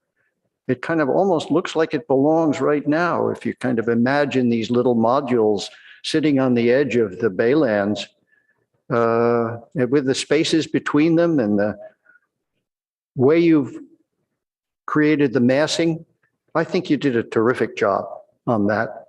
And I want to commend you on that. I really think it's a beautiful little piece. And I would hope that you could extend that roof out the end of the units. And if you then combine that with a vertical siding, boy, oh boy, what a look that would have. And I think it would fit in to the perimeter. Certainly better than a hell of a lot of the buildings you're looking out at right now, which are all these office buildings and storage buildings and whatnot that are really not very attractive at all and don't make a great edge. This one kind of would almost look like it belongs at some point. You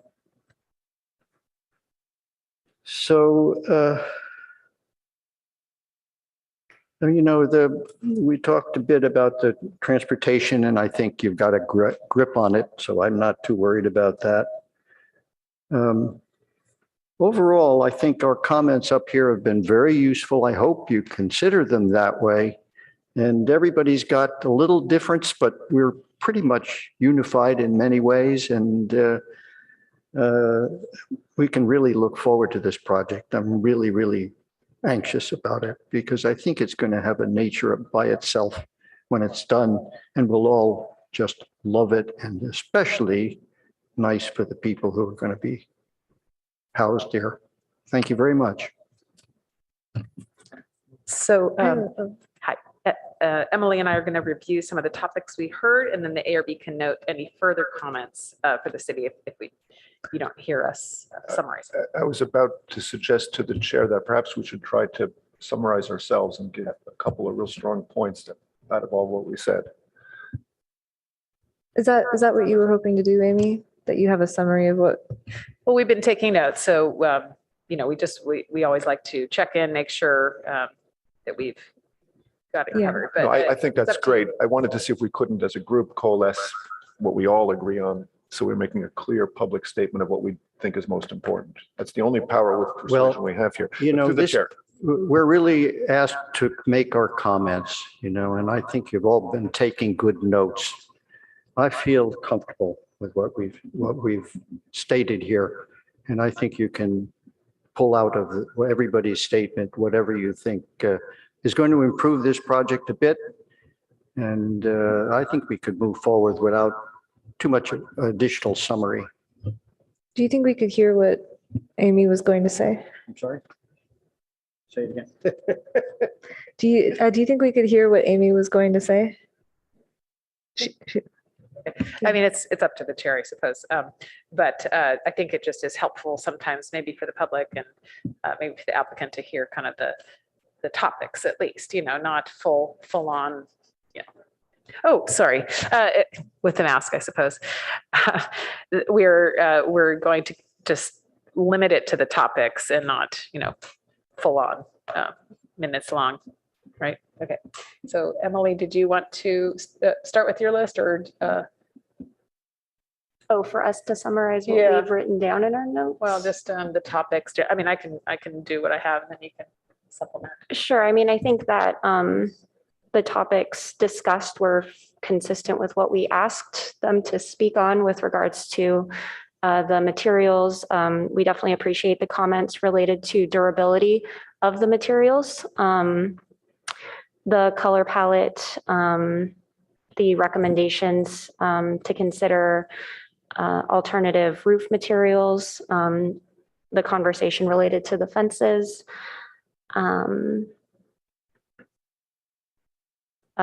Having increased landscaping would certainly be preferred. Yeah, that's some of the major ones. There was a note for the support of the colors and materials, I believe from all members, except maybe one on the bands between the modules to consider those colors. The weather protection at the entries to the sleeping doors, that was something mentioned.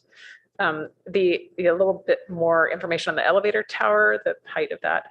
And then definitely increase the landscaping. I think several members were interested in that to help with the cooling factor, make it nice. And then this decorative fence concept, if some of that could be introduced on the Baylands facing side, the painted metal, just, with that gate at the front. And then the operability of the windows, I think consideration on that as far as circulation and related to the catwalks. Yeah, we also have the comments regarding these sunshades, both the pros of it providing shading in the communal areas and also the potential cons of the Baylands setting. Maintenance, yes. I think there was also a comment about either having an awning for the entries on the upper levels or extending. Did you mention that? Okay. Yeah. Great. For protection when they come with their keys. Mhm. Yeah. I have actually one slight addition about the railings for the walkways. They're pretty high. They have to be high. But they could have openings again in them.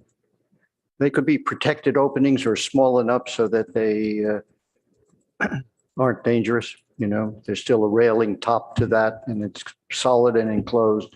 But those rails seem very, very high, and the feeling similar to the kind of door entry. Those little details will make a big difference. And to echo as well, Chair Hirsch, that you mentioned openings, windows in the fence, at intervals, maybe to bring more light and interest there. And then there were comments also about, shuttle services and bus and all that. We heard that. Of course, that's of interest to the city. I just had a quick response to some of the things I'd heard the other board members say. It's very quick. May I? Sure, second round's okay.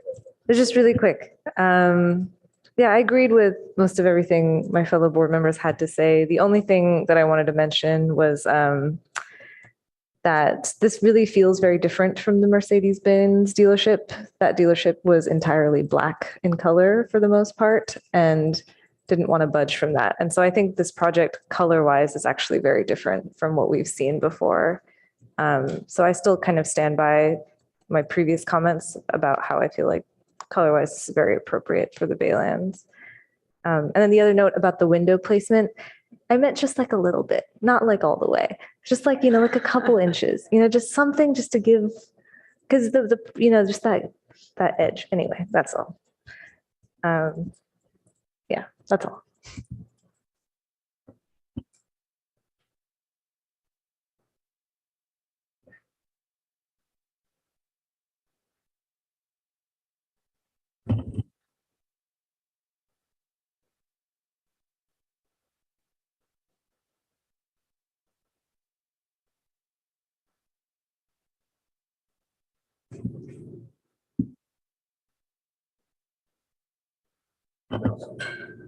We'll have a 5-minute break. Thank you.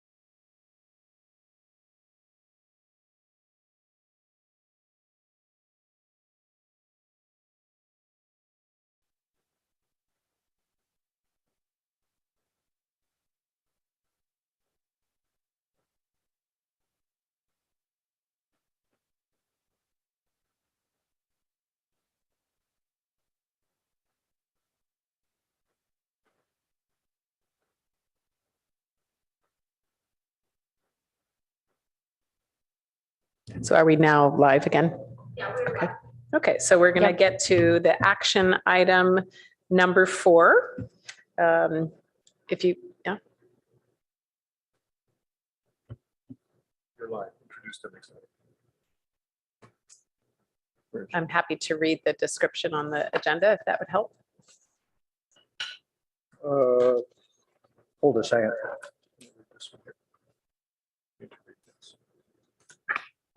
Where is that? Yeah, 27. Oh, okay.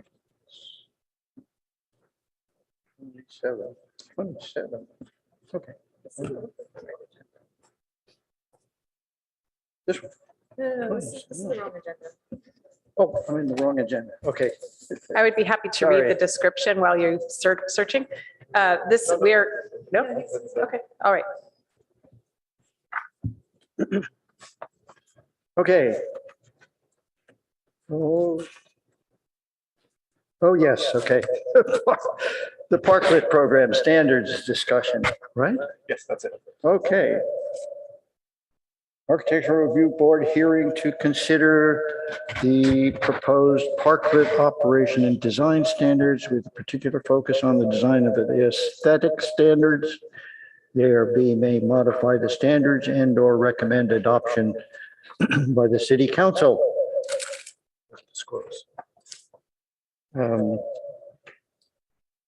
So let's see, who's going to speak on this? See, You so are. Rachel Tanner is with us and she will be presenting this item. So she is standing by. Good morning, board members. Can you hear me? Yes. Yep. And can you see the presentation? Yep. Yes. Excellent. I'm also joined this morning by Hannah Chan-Smith. She is with Urban Planning Partners, and she has been helping us with her great diligence on this project. She took over for another one of her team members who is in grad school now or heading to grad school. And so we're very glad to have their partnership. You may remember Sophie was with us last time and also was present during the subcommittee meeting. So today we are asking the ARB to recommend the parklet operation and design standards that are proposed to the City Council, and of course to provide your feedback on those standards. So just a little refresher, some of this you will remember from our previous discussion in May. Parklets have become very popular during the pandemic throughout the Bay Area, with many communities allowing parklets on a temporary basis in order to provide outdoor dining space. But those pilot guidelines were put together quick, fast, and in a hurry when we didn't know really what the shape of the pandemic was going to take. And so really focusing on trying to make them as safe as possible, but also get them done as quickly as possible, and really didn't have a lot of feedback on design or aesthetics of the parklets.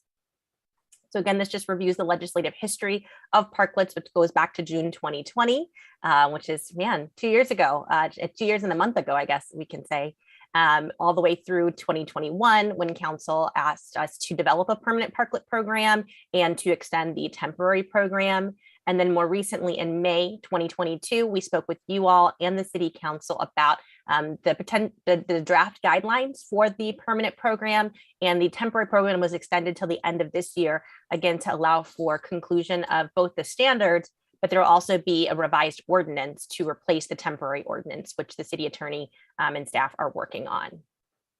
Some of the updates that occurred at the May 2020 council meeting were concurrence with recommendations, kind of the straw poll that the ARB did around not having vinyl tents or canopies, making sure that there's no blocking of disabled curb ramps with parklets or with outdoor dining, that there is a preference for having planters in the barriers, and the City Council also agreed with that, and also for shifting the maximum enclosure.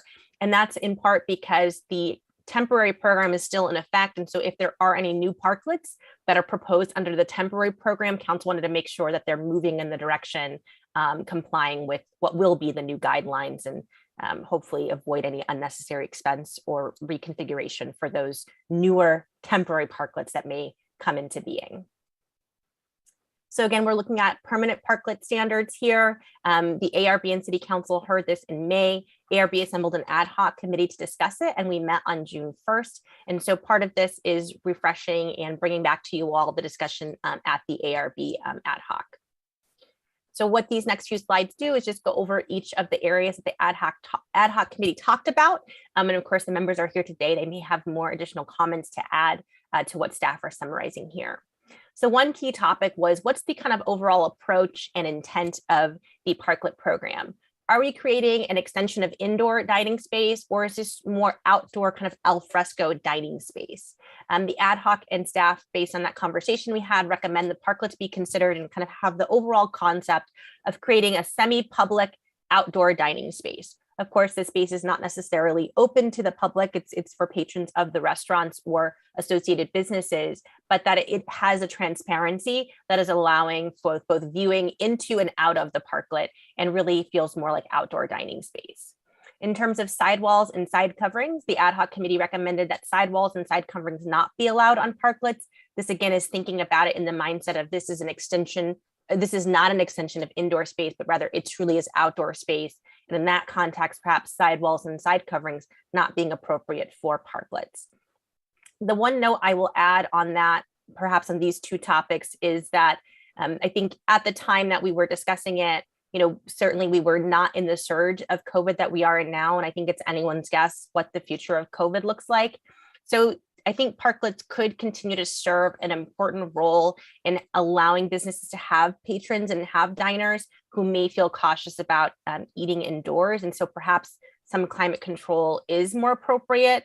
However, I think that's something that we can talk about as a group, and even myself, as I keep reading and understanding where things are headed, it's so hard to predict. So maybe we just want to say, look, this is outdoor space, and that's how we're going to look at these permanent guidelines and kind of go forward with that. There's certainly other ways that businesses can try to adjust the outdoor climate for their patrons, heaters.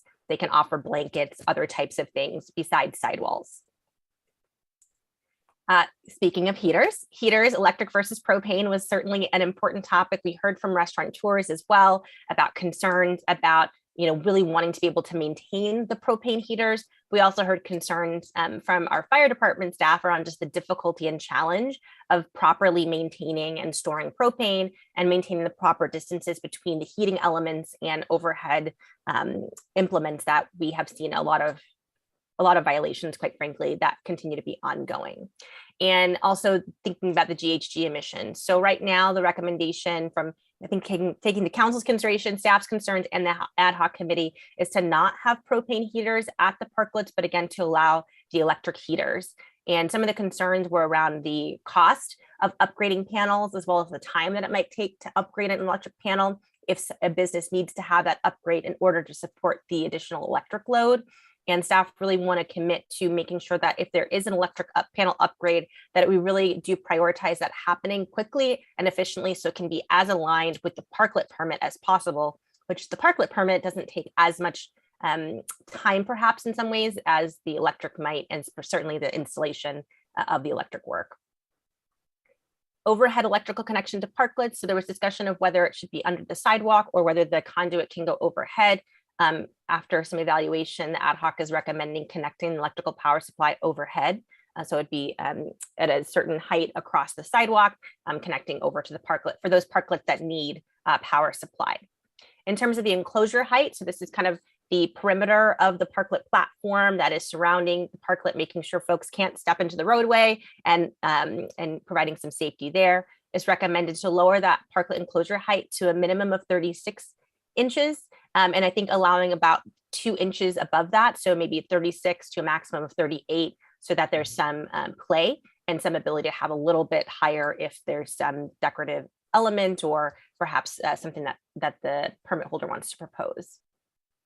As far as colors, this was a topic last time that we spoke with you all, ad hoc committee concurring, I believe, with most of the ARB and not restricting colors and just really kind of striking any reference to specific types of colors and tones from the guidelines. As far as materials, recommend prohibiting the use of particle board, vinyl, soft plastics, or tarps, but really not having too many more restrictions beyond that. And of course, recommending all materials be sturdy, outdoor rated, weatherized if they are wood and things like that. In terms of the 4-foot setback, so this is the setback that's kind of at the either of the, if you might imagine if it's a parallel parking space, the short end of the parklet, And so this would be potentially a parallel parking for cars on either end of the parklet. There's a 4-foot setback, there's a wheel stop, and then 4 feet and before the parklet platform starts. And the ad hoc committee recommended not allowing any uses in the 4-foot setback. Staff did take a look at this. Could it be appropriate for bike parking or for folks to wait? And the Office of Transportation was pretty adamant that it's not safe for folks to be there. The purpose of this setback is to allow for overruns of vehicles that are parking. And so it would not be ideal to have or encourage people to be occupying that space even for a few moments. More attractive and alternative uses for delineators or wheel stops. And so really just making sure that folks know for delineators and wheel stops, they need to pick something that's been approved by the state of California and meets those standards. And that gives them options to choose different types of coloring. Not a great variety of coloring, but there are some options that folks can choose from. Landscaping and planning, the ad hoc committee recommended maintaining the proposed requirement to have plantings or vegetation every 6 feet on the parklet edge, and also recommend not allowing amplified sound and or outdoor televisions. The ARB also had a few questions at its May 5th meeting, and we wanted to investigate those and understand the responses. Can the distance from manhole covers be more flexible? And that's, again, 5 feet from a manhole cover, and due to the needs of being able to access the manhole cover and also have equipment and provide for repair, that could not be reduced. Clearance to street trees, could it be more flexible? And so vertical and clearances, the vertical clearance, so the distance between the overhead tree and the horizontal clearances are the same. We have clarified that when it's the horizontal clearance, the real concern there is for trees that have a tree well that's flush with the ground, that folks may be stepping on the tree roots. And so part of that is to really understand how we can help shift people from perhaps not walking on the tree roots, because it's really not just the clearance, it's really about how we can diminish people walking over the tree roots and potentially damaging the tree roots. That's not a condition that exists everywhere, but it does exist in some places where there are parklets. And then allowing other uses on parklets. So the standards were amended to allow retail and retail-like exercise uses to use the parklet. Council was also open to this, but wanted to ensure that they did not become kind of break rooms or things like that for office uses. And so really keeping it to those more retail kind of activated uses that could have parklets. Can the parklet roof height be reduced to an 8-foot minimum? And fire department reviewed that and did agree 8 feet minimum is fine for the overhead roofing if a parklet does choose to have a roof. And we have updated the guidelines with lighting. We wanted to make sure that folks could have lighting, but that we had a way to prevent kind of flood lighting from being installed, which hard to imagine someone would do it, but sometimes if you don't prepare, you get the thing that you didn't think could happen. So we added some brightness and lumens guidance that's more accessible than foot candles and some of the other measurements. So today, again, we are looking for feedback from the ARB. We're looking for if you concur with the recommendations that are included, and overall concurring with the recommendations for the operation and design standards that are included. We pulled out into your packet, into the report itself, a kind of clean copy of the design related standards. You have the track changes version of the standards as well. I know myself, it can be a little challenging to read that when there's so many track changes, but we did want to make sure that yourselves and the public could see the difference between the standards last time and the standards that are presented to you today. So with that, I will conclude my presentation and turn it back to the ARB. Thank you, Rachel. Excellent review. The 8-foot ceiling height, I just have a question about that.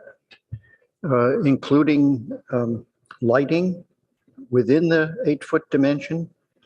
Turns out 8 feet is a pretty tight dimension, actually, in today's taller people. And if, of course, there's going to be some hanging lighting, then you're down to 7 feet or whatever. Why was 8 feet, let's say, instead of 9 feet chosen? Well, I think we had originally recommended, staff had recommended 9 feet, and the ARB had asked if it could be lowered. So we looked at that. Could there be a lower minimum? I think certainly if depending on I think it's an option. It could certainly be higher. 8 feet is the minimum. So if someone did have, let's say, a chandelier hanging, they may need a higher clearance than would be allowed with 8 feet. And so I think that would be fine. I think it just perhaps gives a little bit more flexibility. I think flexibility, maybe the ad hoc could correct me, but that seemed like one of the main, a main driver of the thoughts behind some of the things is how do we provide flexibility so that there's just more opportunities for parklet design. And so this is one area where there's a little more flexibility. I would agree it could be, and especially if somebody has heaters and other things, 8 feet could be short, but maybe that would be part of the review process to kind of make sure there's really appropriate clearances depending on what the parklet has, included within it. Okay, thanks. All right, so public comment. Chair Hirsch, I haven't received any speaker cards and I do not see any attendees in Zoom. Okay. So I'll bring it back to the board. Who would like to? I wonder if I could give a quick summary of two things that I think from the ad hoc committee point of view. Sure. That Go I ahead. think the board may want to focus on. Ying-Chi, you may want to chime in, but I think on the ad hoc committee, there's two things we talked a bit about that I'm not sure we have full consensus with the board, and so we probably should be sure we're all on the same page. One was whether you allow some sort of transparent sidewall enclosures. We've all agreed that up to 3 feet is some sort of a railing. And I think we discussed about whether it's desirable to have glass or plexiglass partitions or something like that on the side. After a bunch of discussion at our ad hoc meeting, we felt it was not good to do that. But I think that's something that we probably want to discuss again as a group.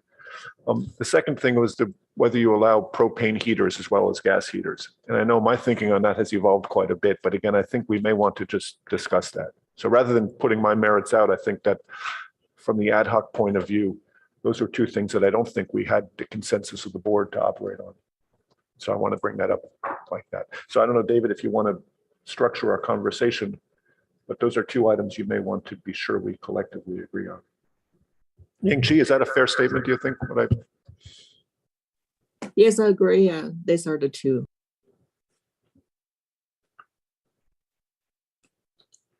So how do we want to go? Want to kick off? Sure. I'm happy to present why we went where we did. Yeah, Mostly, I'm just want to be sure that we're not just overriding everybody on that. So Go right ahead. why don't I just start with that? So we felt after a bunch of discussion that it's important to consider the outdoor parklets a semi-public type of space. The idea is not to create the best possible outdoor dining experience, but rather to keep in mind the best interest of the general public. And with that in mind, we felt that having visibility into and from within a parklet out of the parklet was really important. And then having glass screening on the side seemed to detract from that and leave lots of opportunities to stretch that rule even further. So after a bunch of discussion, our decision was we just should not allow it. That's the best defense I can give for that. You can argue both ways, but really it comes down to whether you're trying to create a better dining experience, in which case having a clear partition makes it much more comfortable when it's cold out. The heaters work better, versus whether you're really trying to make it public space. I can give as an example, if you walk down Ramona Street, from City Hall down on the left, there's Coupa Cafe and Osteria. Both have nicely landscaped lower boundary barriers with lots of tables right at the sidewalk, and you're very much interacting with the people eating there. Say hello, you see somebody's dog. On the right-hand side, you have the barriers, what used to be the old Pro and then Nola restaurant. And there they have banquet seating with glass barriers, and it's much more private. And I have lunch there a lot. It's very comfortable. It's also very separate. And I think that, to me, is the distinction between the kind of outdoor spaces we should be striving for. Those are on the left side, Osteria type and Coupa Cafe. But I think the board should really discuss that. On the issue of the gas heaters, my thinking has just evolved beyond. Initially, I thought the rules should be the same as what applies to a private patio. In other words, the propane is allowed on a private patio, it should be allowed on a public patio. I've just come to think that propane heaters emit an enormous amount of carbon dioxide when they burn, and we just have a responsibility to do everything we can to try to limit our burning of gas for greenhouse purposes. This is one opportunity where we can regulate that, and we should do it. So I think that, in my mind, the importance of reducing our greenhouse gas emissions overrides the desire for even regulation regarding public or semi-public spaces. And that's what carried the day at the public hearing, at the ad hoc meeting. But again, I know there's disagreement on our board about that.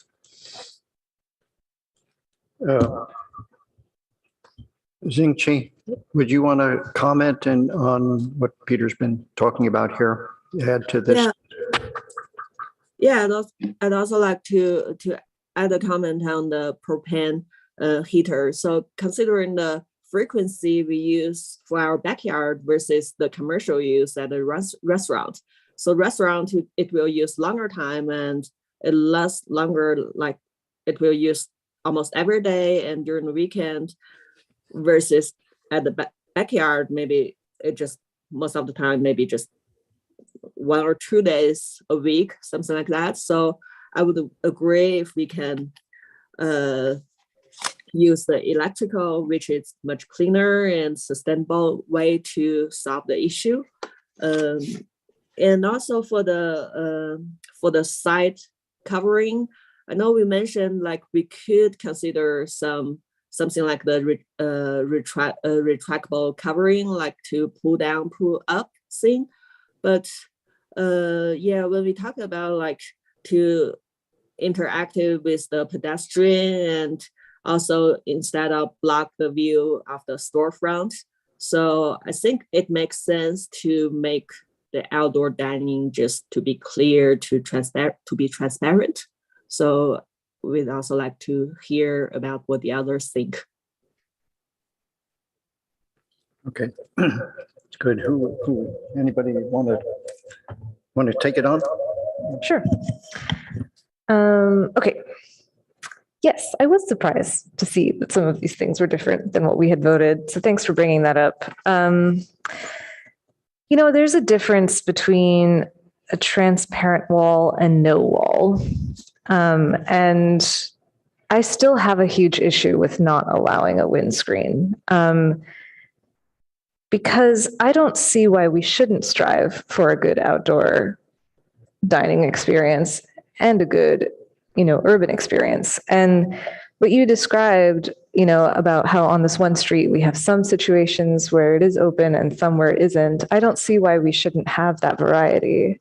I think it's okay for certain situations where some restaurateurs will want to have that openness. And I think it's kind of fun to go to NOLA and kind of cubby up away. Like, I think that variety is actually really nice.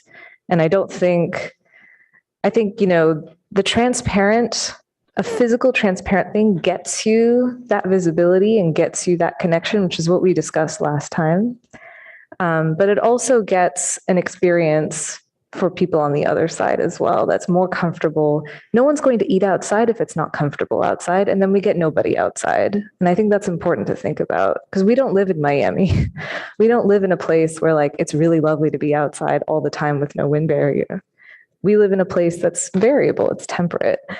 And so I still strongly believe that we should permit an enclosure height, kind of like we discussed last time, with a transparent element above 36 inches.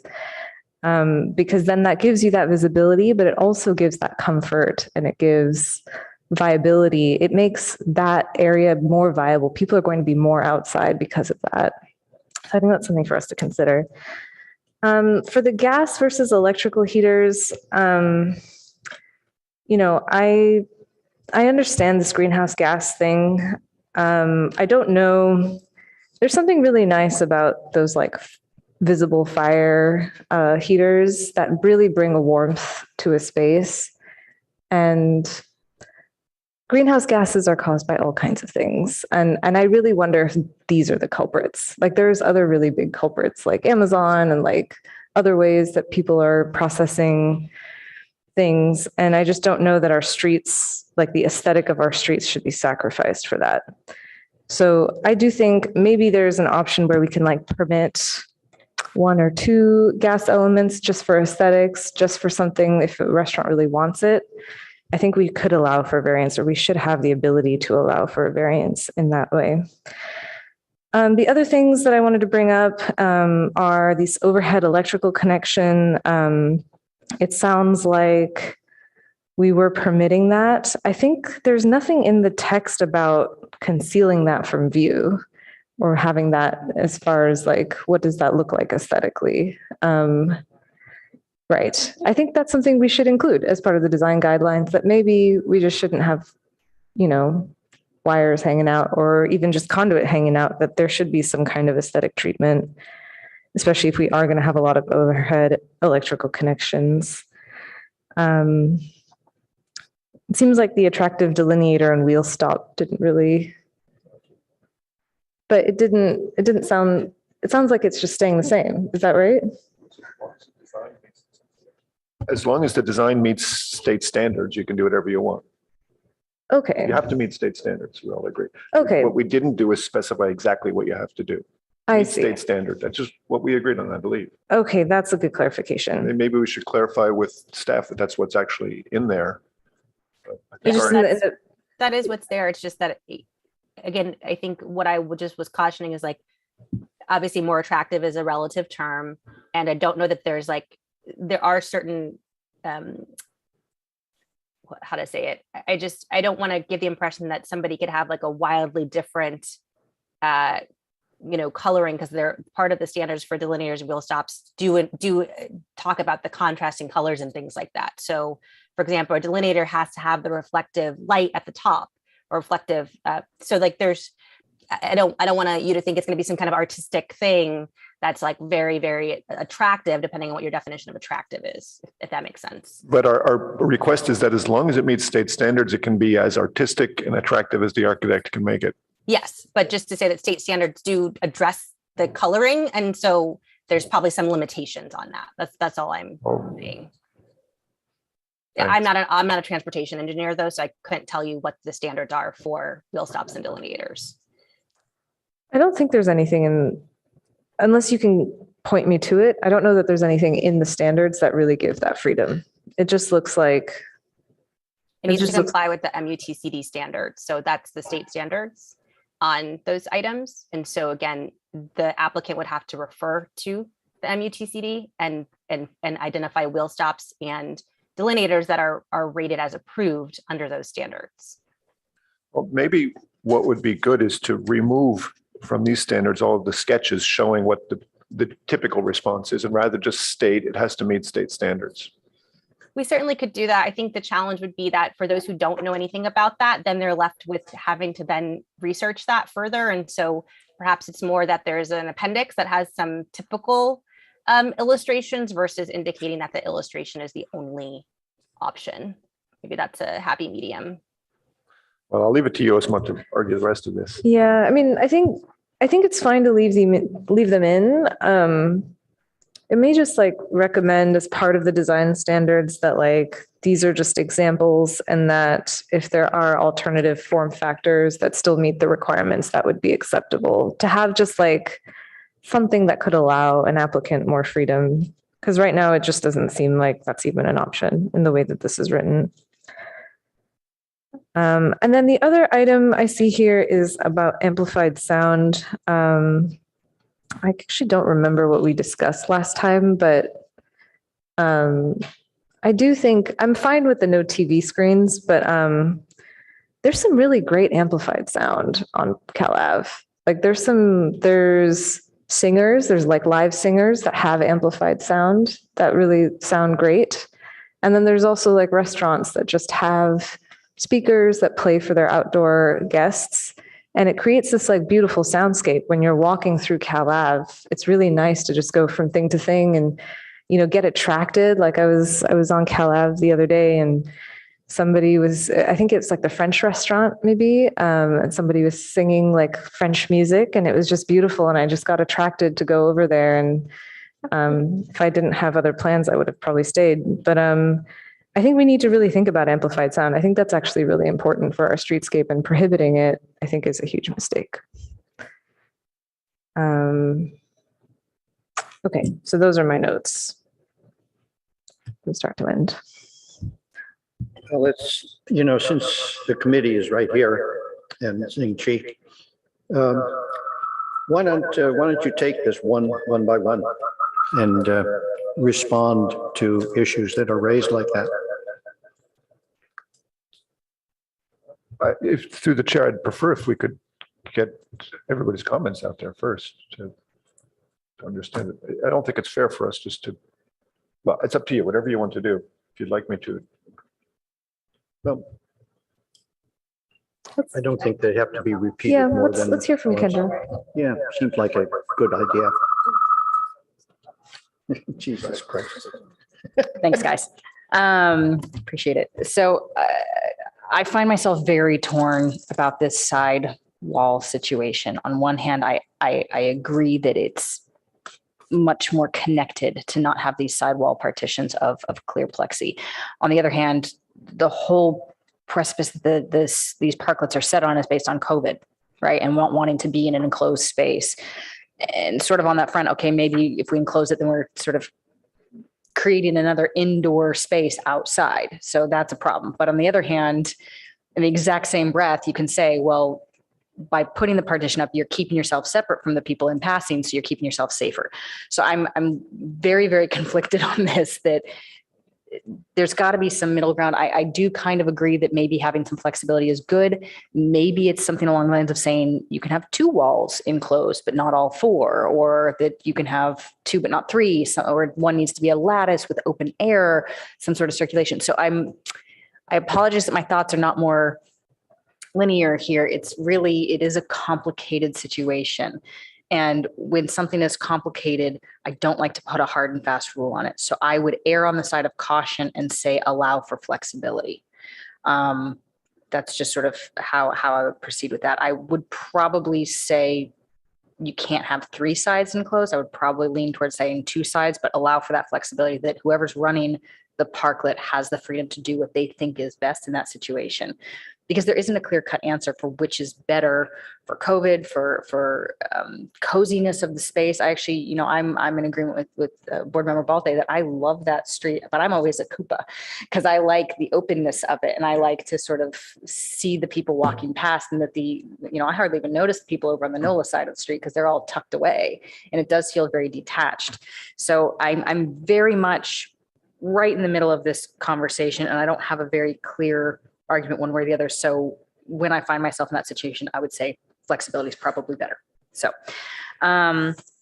in terms of the gas versus electric heaters, I am totally team gas and propane. However, Board Member Chen, I have to say your argument for the fact that these are used all day, every day, versus, an at-home situation where it's just, once a week or for a couple hours when you have friends over, I do find that to be a very compelling argument that it is a different amount of use and that quantity should be considered. Now, to Board Member Osma's argument that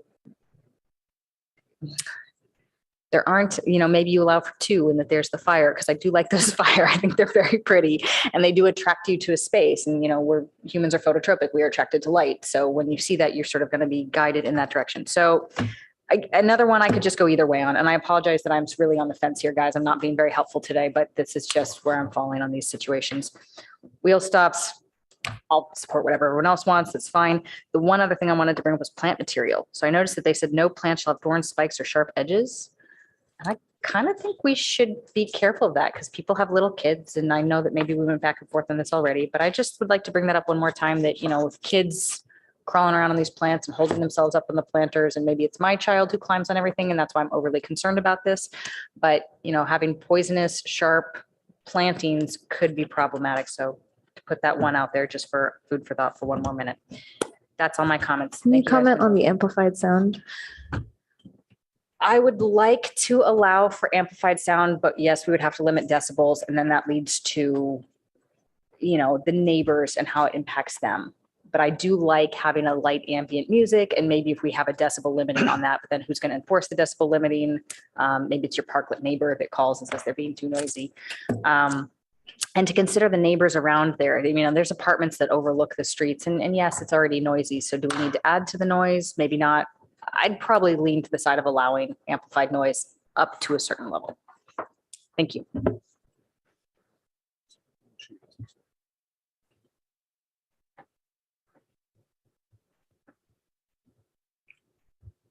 Xing Qi, do you have Chair, may I just myself and I think maybe actually Ms. French to illuminate a little bit about how we already regulate amplified sound.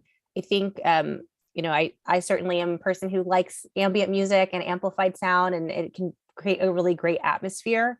I think we have some concerns just with how we already regulate amplified sound in the city and creating a disparity between how it's regulated for parklets versus other users who want to use amplified sound. So Ms. French, could you just share a little bit about what currently we require if somebody does want to have amplified sound at their establishment, perhaps to help us think through why we were maybe proposing something more restrictive? Yes, certainly. So currently, when we approve conditional use permits for restaurants that have outdoor seating areas and even for the interiors, we have some restriction on amplified sound, and we do have restrictions on hours of operation. If it's a late night restaurant that goes, past 10, there are a CUP just for the late night, even if they don't serve alcohol. So we do have a standard condition we place on restaurants regarding amplified sound. We could take a look at that as far as being even-handed for typical restaurants and then these parklets as the extension of those restaurants. Another thing is just, we do have the noise ordinance that specifies how much over the ambient noise can be. And so that would have to be taken a look at in conjunction with our police staff, who is in charge of monitoring the noise environment.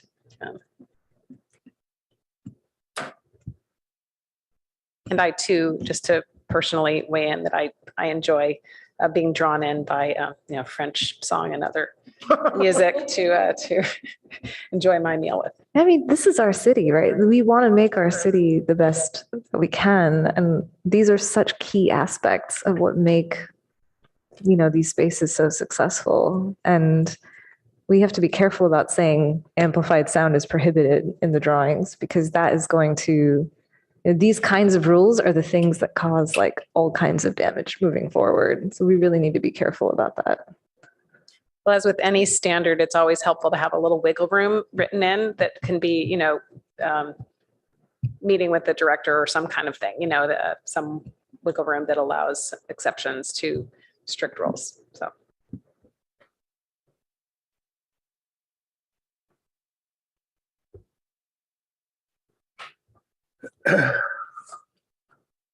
Well, I don't have a lot to add on this item. I'm just thinking about the sound issue. Somehow, if it's very directional, it can still maybe solve both issues. In other words, if it broadcasts out to the street in a specific area somehow can be defined, sound engineers probably could answer that in some way. You want to have it within the restaurant all the way, border to border, but not into the neighboring one where the sound might be different. And you want to have it in the public area where it will attract and create atmosphere for the street itself. So it's a problem to solve, but I agree with Ozma, who's pushing the idea of it as being rather critical to the nature of the whole concept of having parklets. So, and it seems like there's a sort of a summary here that I could say seems to answer the issue of the question of visibility through from one to another. It's good for both the sighting of the retail from anywhere on the street, as also the liveliness of the continuity of restaurants. I want to point out that, it seemed to me that one of the big problems on California Avenue is the places where there just is nothing. And I hope that, I'm not sure that any of this addresses the fact that there needs to be an awful lot more going on the street in order to fill the voids, either with more planting areas or with more activity spaces. So it's not part of the parklet regulations. I think generally speaking, our committee has done a really good job of kind of identifying most of the elements that need to be addressed, such as the height of the rails or the material choices or the kind of color that's been required here. So thank you for a good effort here and good coordinated effort with the city on it. So, unless there's somebody who wants to add to this, I don't know if there's anything more to say right now. I think we should come back on a couple of these issues, David. We haven't really resolved our consensus. I think that it's okay, as I think about it more, the idea of having transparent panels at the sidewalls of these things, I think is probably a good idea. I've heard enough from my colleagues, and as I've gone around the town talking to people, it seems most people think it's just an obvious thing that you should allow clear panels of some kind to get better weather protection. What I can offer is that when we were discussing this in the ad hoc committee, there's the opposite condition that's also quite of concern to restaurateurs. That's getting some sort of solar shading, drop-down shades or blinds, which under some conditions are equally important. If you don't have sunshade on a hot day, this outdoor dining doesn't work. That's where we felt that it was getting more difficult to regulate, because drop-down shades really do fight against the fundamental idea of having these spaces be open. And it's really impossible to regulate how and when they're used, what they're designed, what level of transparency or shading they are.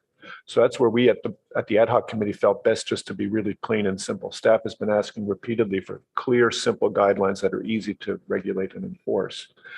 But I've come to think that we can allow just clear, transparent panels between the 3 foot and the roof height is fine with me.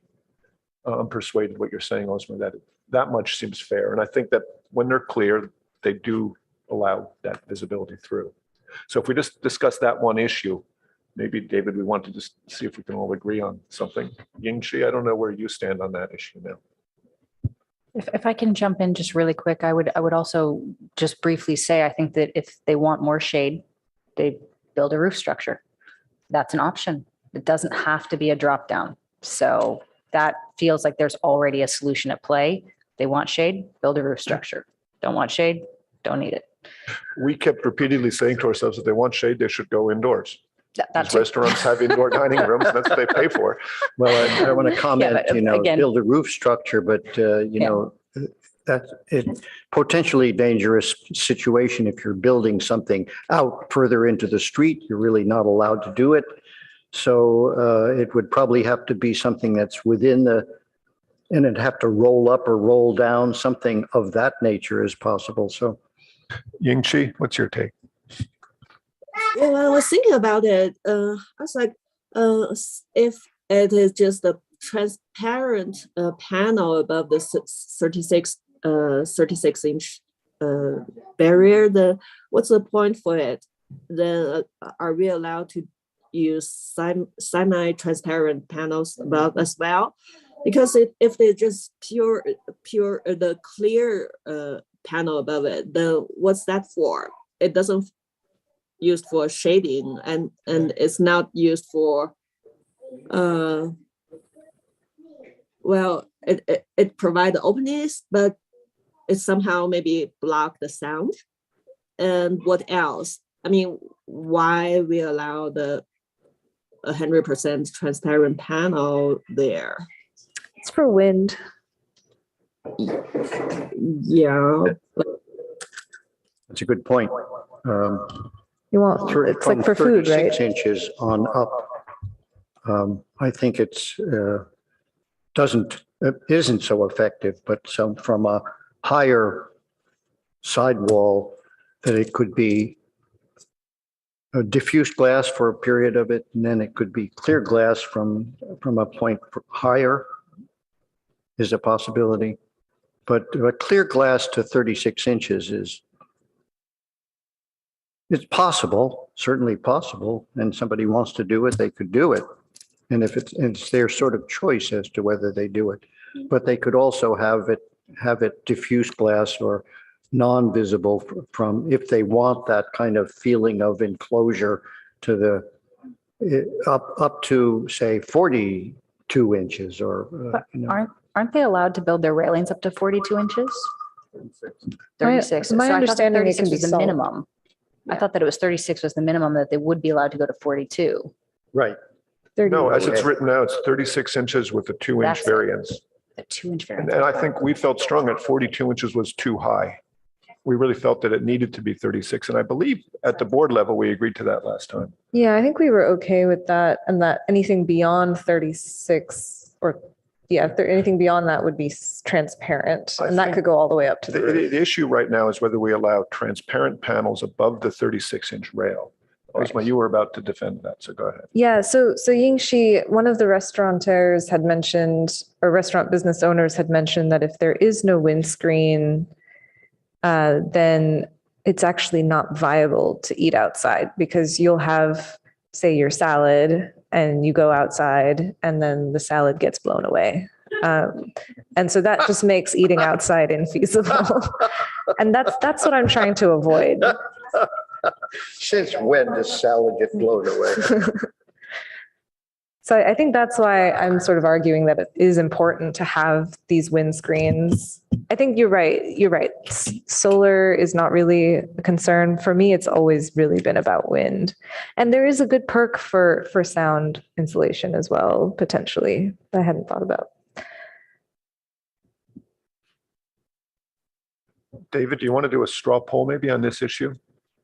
Because this is a change from what's in the standards presented to us, so we really should vote on this. Or maybe just make a motion, Osman. Hey, what do you want to do, David? Should we just make a motion at the end that maybe summarizes our That's fine, straw too. polls? Okay, we can do that. Yeah, I'm sort of concerned if there's any other issue. Okay, so why don't we go on to the gas heater issue? I'd like to make a more full-throated defense, Osman. I agree burning gas is a human thing, but in Palo Alto, we recently passed with a lot of enthusiasm a regulation that you're just not allowed to burn gas in new homes. It's becoming a very strict regulation. A lot of people want to cook over gas, and yet it's not allowed anywhere. We're increasingly trending towards regulations that require no burning of gases. That's all because of greenhouse gas emissions. So I think it's a pretty proven fact that burning of these carbon fuels increases greenhouse gas emissions, which is not good for our environment. I don't think we should re-debate that issue. I think Yingqi's point that each one of these restaurants is burning a 20-gallon can or 20-pound tank of propane every night for each one of these heaters. They're burning all night long. It's a significant amount of gas being emitted. And maybe it doesn't matter in the scale of global things or even in the scale of California, but I think everything we can do counts. And we have clear direction from the city council that they're trying to regulate this. That's why we've passed this significant regulation for new construction. And so I think it's incumbent upon us to push in that direction. To me, the issue is really one weighing whether we have consistent regulations regarding the use of propane heaters on outdoor patios, not really whether it's not bad for the greenhouse gas emissions. That's my. I'd like to add a note to that.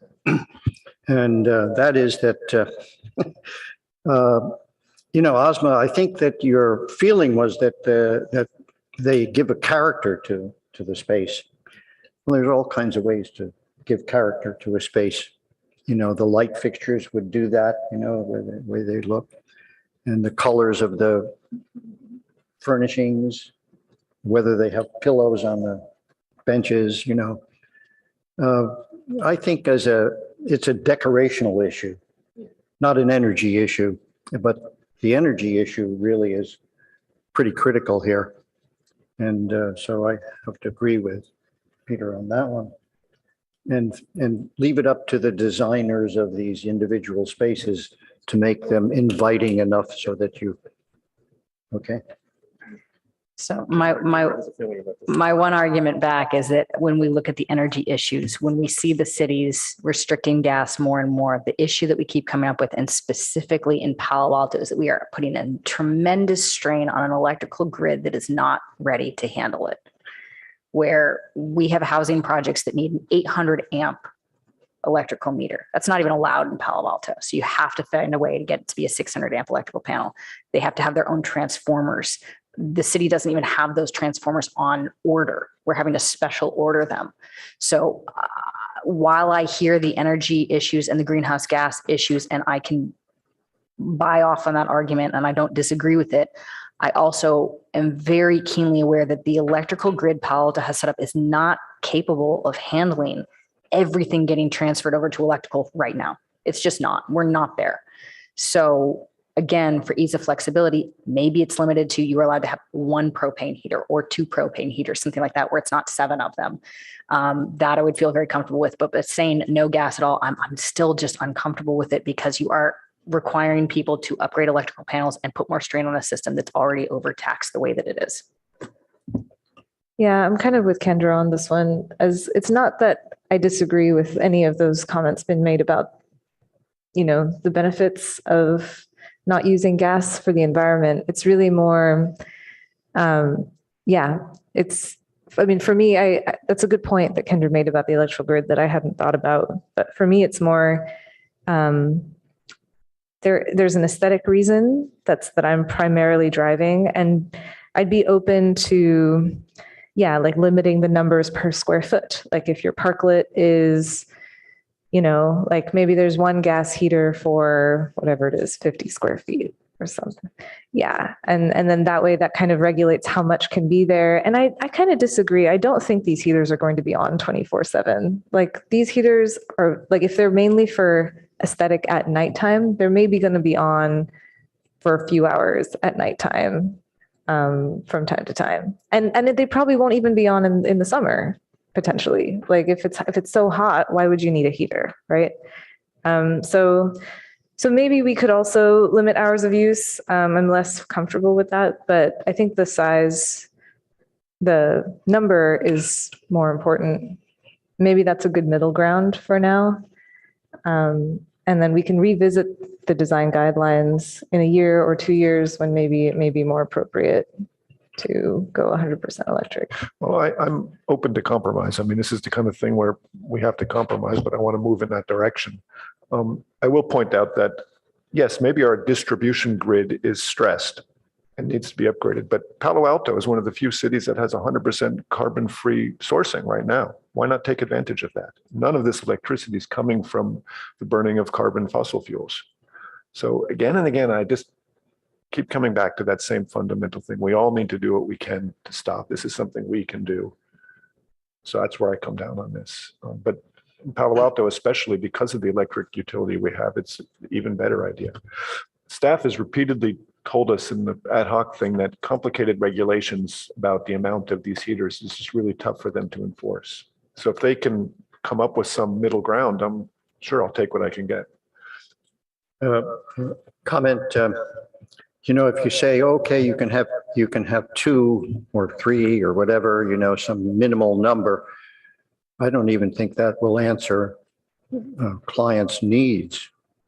People are sitting at a table, and in the dead of winter here, ain't nothing like New York, but or the rest of the country, east, north and east. But it does get pretty chilly. And most people will say, well, can you bring that heater a little closer to our table, make sure it's a little bit warmer, So I don't think you can specify 2 heaters would be satisfactory in any case. Right. So the grid is an issue that this council has to deal with. It's a big issue, but it's not our issue, not here and now. And obviously, if they're pushing towards full gas for everything in the house, no gas for anything in the household, or in the city, they're going to have to address the electrical issue. And I'm pretty sure they're going to, that's what will happen. So we shouldn't use the limits that we have here now based on the present usages or these needs for the parklets as we go forward. I think the electrical idea is an appropriate idea at this point, and for the reasons mentioned, and also because frankly, to me, these gas things are not really very attractive in any case. They're kind of a burden of the floor space.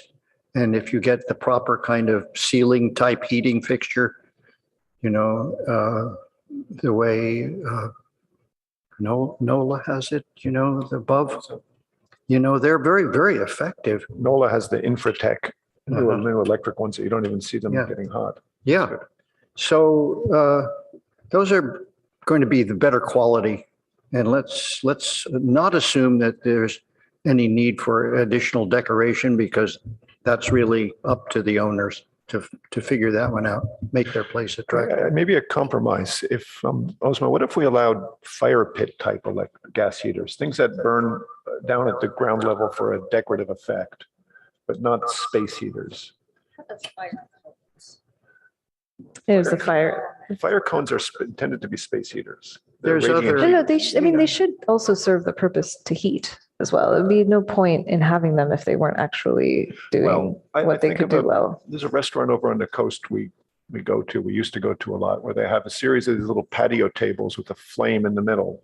And yeah, something like that. And you sit around it, and it's really wonderful to sit, sort of have a drink and eat some clams or oysters in front of the flame while you're looking out at the ocean. The flame heats a little bit, but really it's the ambient effect you're talking about. I'd hate to think that that effect can't be offered, and that doesn't burn up as much gas as the space heaters, I don't think. But I'm just looking for a compromise. Would that make you feel better if we allowed flame for a decorative effect? I think staff could regulate that. How? Well, so you call it a fire pit, not a space heater. Amy, what do you think about that? I'm looking for middle ground here. I think we I could. too sorry, enjoy- Ms. oh, French, sorry. we could certainly take that to the fire team. I guess I would say, if I'm going to put their hat on, which is dangerous because I really don't know all of the things that go into regulating the fire code. I think there probably would be some concerns, but maybe there's some ways that could be allowed. I think from a practical standpoint, having a fire pit could take up a significant portion of a parklet in terms of seating, depending on the size of it. And so maybe people will choose it if that's desired, but if they're really looking for heat, they would probably just do the electric heaters if that's a primary purpose versus decorative. Rachel, if you don't mind, the question really is, are you able to regulate the difference between these two? Could you regulate an application differentiating between a fire pit and a space heater? Is that a realistic requirement? I think you could, because they're pretty different, I think, in terms of their shape and function. Most of from what I can see of most of the space heaters that are gas powered. So, What do those fire cones to jump fall in under on then? that one, I think that I think that these fire pits, I don't even think they are really burning fuel at all. They're some kind of an electric apparatus that makes it look like it's really a flame, and it's not really a flame. Everybody has them in their house all over Atherton. I think there's probably a mix of both. There's like outdoor fire pits that are kind of, as Commissioner Balto was saying, kind of table-like, and there's a propane tank kind of underneath, and that's what's burning. And then there are kind of perhaps non-fueled combustible ones that are kind of in home. I think maybe the difference may be the outdoor versus the indoor functioning, possibly. I'm not totally sure. I'm just looking for a compromise regulation that lets some burning of propane to meet some of the concerns of the board while still meeting other concerns about trying to limit greenhouse gas emissions. How does that feel about the square footage, like a one propane element per limited square footage? I would just say that the council was not super supportive of going towards of allowing propane. So ultimately they'll decide, as you all know. The propane storage remains a significant issue for most locations, that they could store the propane properly. In some cities, folks store the propane on the parklets overnight in order to deal with this propane storage issues. I'm not sure that's what we really want to see happening. So theoretically, we could do that. We could look at the plans. You have X square footage of parklet. You can have this many propane heating elements. Certainly people could bring them in without following the rules. And so at the annual inspection, we would have to keep track of that and cite people for adding propane heaters. So certainly no propane is much easier to say, is someone following the rules, than X propane heaters per X square foot. So those are the comments I would add. I would add that I believe those, I think of them as table flames, and I've been to that restaurant you're talking about, Peter, on the coast, where you have, it's your table where you put your drinks and everything. And then there's a little strip of, they look like lava rocks or some kind of thing, a little bit of flame. Exactly, yeah. I suspect that those, at least that would take care of, I think, the overhead concern with, umbrellas, right? Because it's so far below, it's not anywhere near those. So that's one advantage. And it would be interesting to find out how much propane is related to those types of tables versus the columns that have the very visible flames from far away. That could be something we look into at the fire department or something. I keep saying I'm just looking for compromise. I'd be happy with nothing, but Ozma, can you settle with that? Would you? We take a straw poll to see, we're just recommending something, right? I know. So we take a straw poll to see what the board thinks about having a propane element every 100 square feet. Sure. David? We do a straw poll? Well, I'm kind of against taking a straw poll, but we can if we take a straw poll and having a straw poll. David, if she asks, you should. If you want to say How about no, that? you can say no, David. We can I'm keep not in favor going of having and a then straw poll, but we'll just let okay, the motion I'm work. outvoted here. Everybody wants a straw poll? You all want a straw poll? Straw poll. We're up for a straw poll. Let's hear a I'm opposed to motion. that. This is specific. Sorry, I just want to make sure we're all speaking on the same thing. So this is in the intent of saying one gas heater per 100 square feet of parklet. I would be in favor. I said I'm opposed to that. I'm not in favor. I'm opposed to it as well. I'm opposed to it. Okay, I'm in favor of it. Okay, so then, Well, look at that. you want to do straw poll or about Well, fire pits? I really respect what you're saying, Ozma. I think you have your thought in the right place, that there's something aesthetically valuable. I'm also just thinking practically, this is going to go to the council. I don't think they will approve propane space heaters no matter what we say. I just can see the wind blowing here. I think if we say fire pits, it may just slip through. So I what's agree the with that. proposal to permit fire pits? So I think we should direct staff to include in this regulation that fire pits and propane burning decorative flame devices are allowed. I can What support if that. there's an electrical fire pit? Is that allowed? That's not regulated yet. Sure. Yeah. So I think that's a compromise. I'm trying to respect what you're driving and I can support that. Okay. I think that's a good compromise.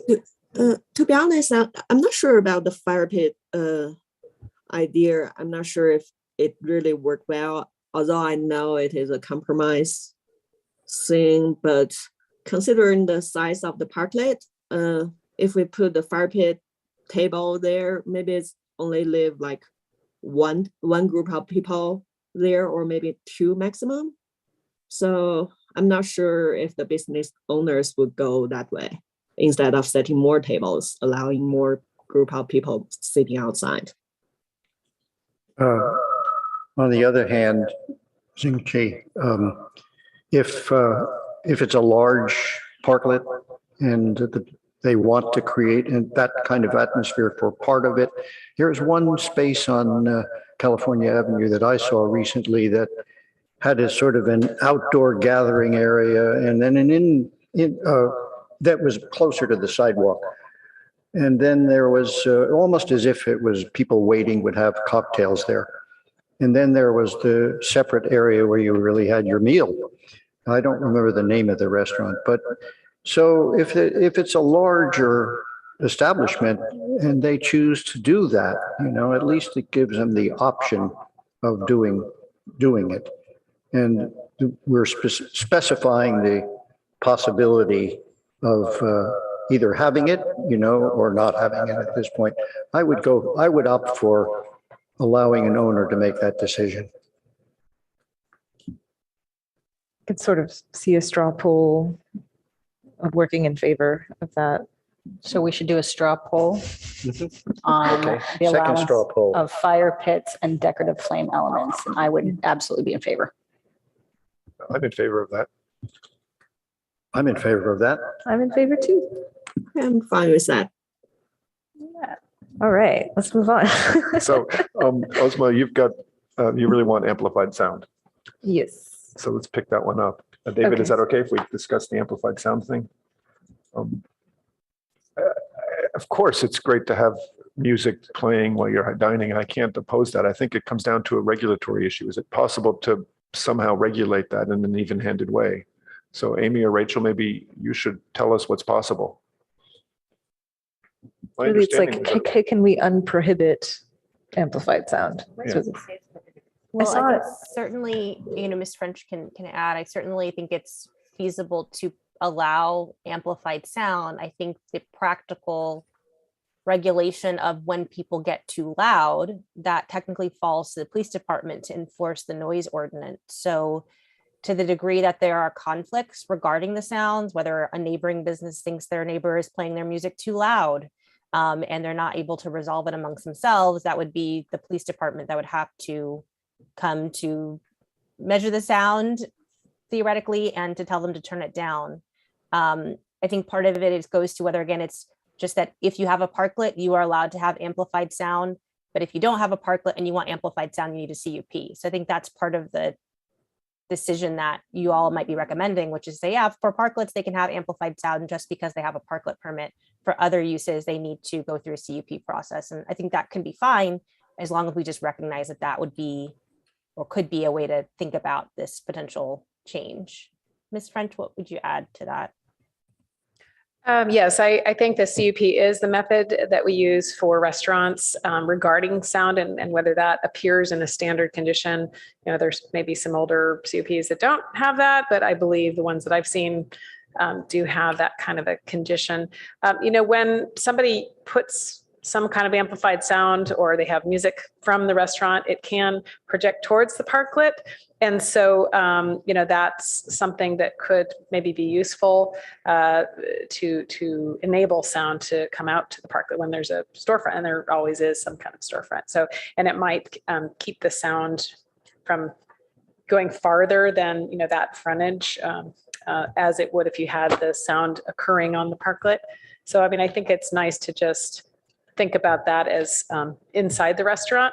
And if somebody does do something in violation of their condition that says no amplified sound, at least it's more restricted in the interior of the restaurant. So it doesn't, the sound doesn't travel quite as far. And I'm sure that happens from time to time without noise complaints.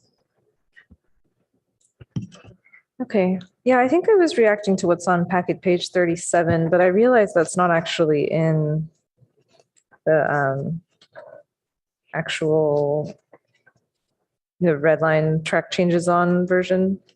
Is amplified sound even mentioned in the current design guidelines? I was just reacting to what's on page 37, which says the ad hoc committee noted that in addition to prohibiting amplified sound, et cetera, Yeah, I would need to look at the guidelines themselves for parklets, but I see the reference on page 37 you're mentioning. So I think that would be my only thing, would be to at least have the board's recommendation be that we do not prohibit amplified sound. Could I comment on that then? Yeah, Seems support the rest of it. Yeah. It seems to me that this requires a kind of a study of an acoustician who describes where and how that's going to work, so that it fits a kind of a regulation that the sound should not be objectionable to a neighboring retailer or a neighboring facility, whatever that might be. That the sound is directed out towards the street and as an attraction to bring people into the parklet. And I don't see why it needs to be specifically inside the restaurant. You know, once again, if it's properly engineered, it can be specific to that restaurant outside as well. You can well imagine it could be somebody in that, you know, a singer in the, you know, that you see walking down the street, someone that attracts you to this space, you know. So let's write the regulation that it requires a study of an acoustician to make sure it follows specific regulations so there is no problem between neighbors. Yeah, I'm not finding it in the regulations that are, or the proposed standards that are attached to the staff report. So right now, these are silent on that as far as I can tell. And Rachel, please correct me if that's incorrect. So I don't think you have to do anything specifically. It could be just an advice to staff to study that further.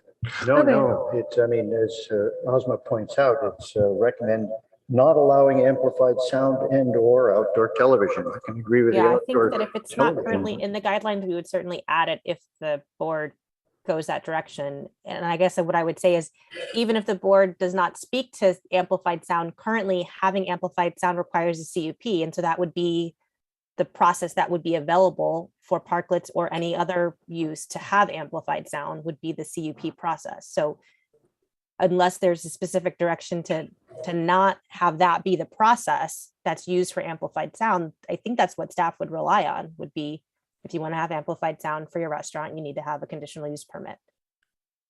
So a restaurant with a private outdoor patio adjacent to the street perhaps wants to have a TV set or music of some kind or amplified sound music while you're dining, they just need a conditional use permit in order to do that?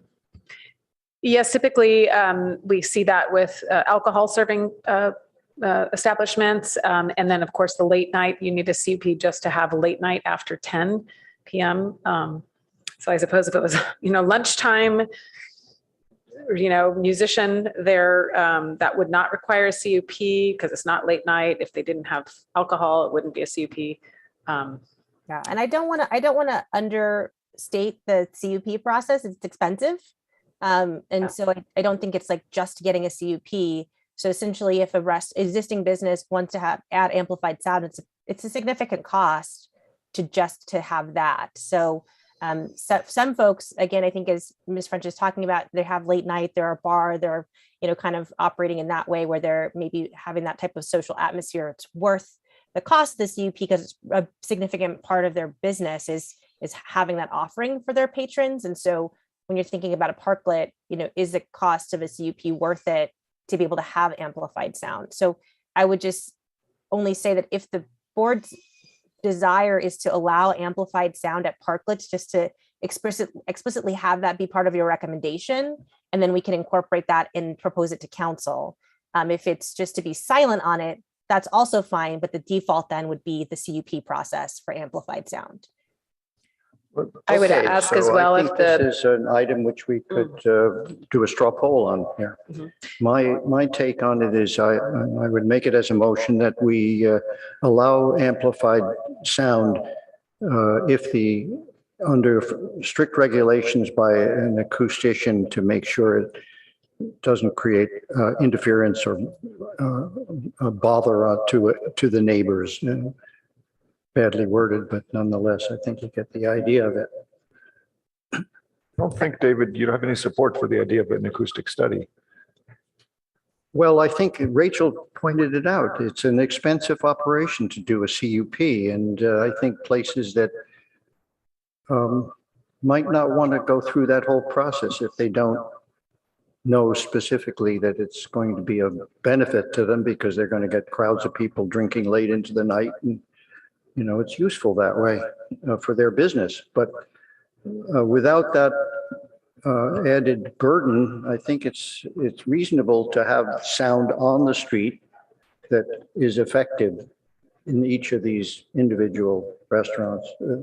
Perhaps I make Chair Hirsch, perhaps the motion to direct staff and have the council support allowing amplified outdoor music. And we could, in the interim, as we prepare for council, kind of refine that direction and then see if council is supportive, whether it's setting a decibel level or acoustic support that we need. We could figure out exactly how to minimize conflict in a regulatory framework, if that's the board's direction. And I would like to add, if possible, to that there be a time certain, not limit. after 10 o'clock, because then we do get into that conflict and requirement for a CUP.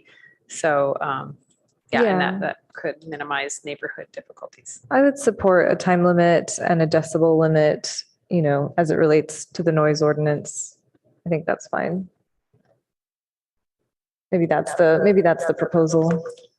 So And maybe that's. let's see, Rachel pointed out possibilities and let the council make the decision. But let's see what our opinion is here as a board. Could we have a straw poll? So maybe we straw poll supporting amplified sound within a defined decibel limit and time limit as it relates to the noise ordinance and approved by city council. But no TVs. Yeah, No everything. TVs, Yeah. exactly. Okay, I We can do a straw support, poll? I can support that. I can support that. I can support that. I can support it. I can support it too. See, Rachel, there's ways around these things. Okay, I think the last thing that I had was I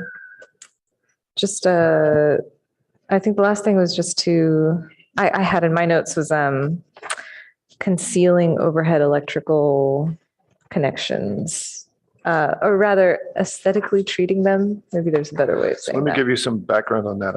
I spoke to an electrical contractor I know, and it turns out the cost to underground these wires was closer to a guesstimate of 20,000, whereas to bring them overhead was about 3,000. And there's clear guidelines in the National Electric Code how you would do it either way, but it's pretty straightforward to string it across the street. But you can either put a conduit on some sort of a pole. It just struck us really difficult to regulate how to make it look better. I mean, it's a conduit or a wire stretching across the sidewalk. There's already significant regulations about how high above the sidewalk it has to be, depending on what kind of traffic you have on the sidewalk. And I felt we don't want to get into rewriting the National Electric Code. Whatever standard they have is reasonable. And I'd welcome if you could think of a way to try to make it look better. That's always been my problem with doing it overhead.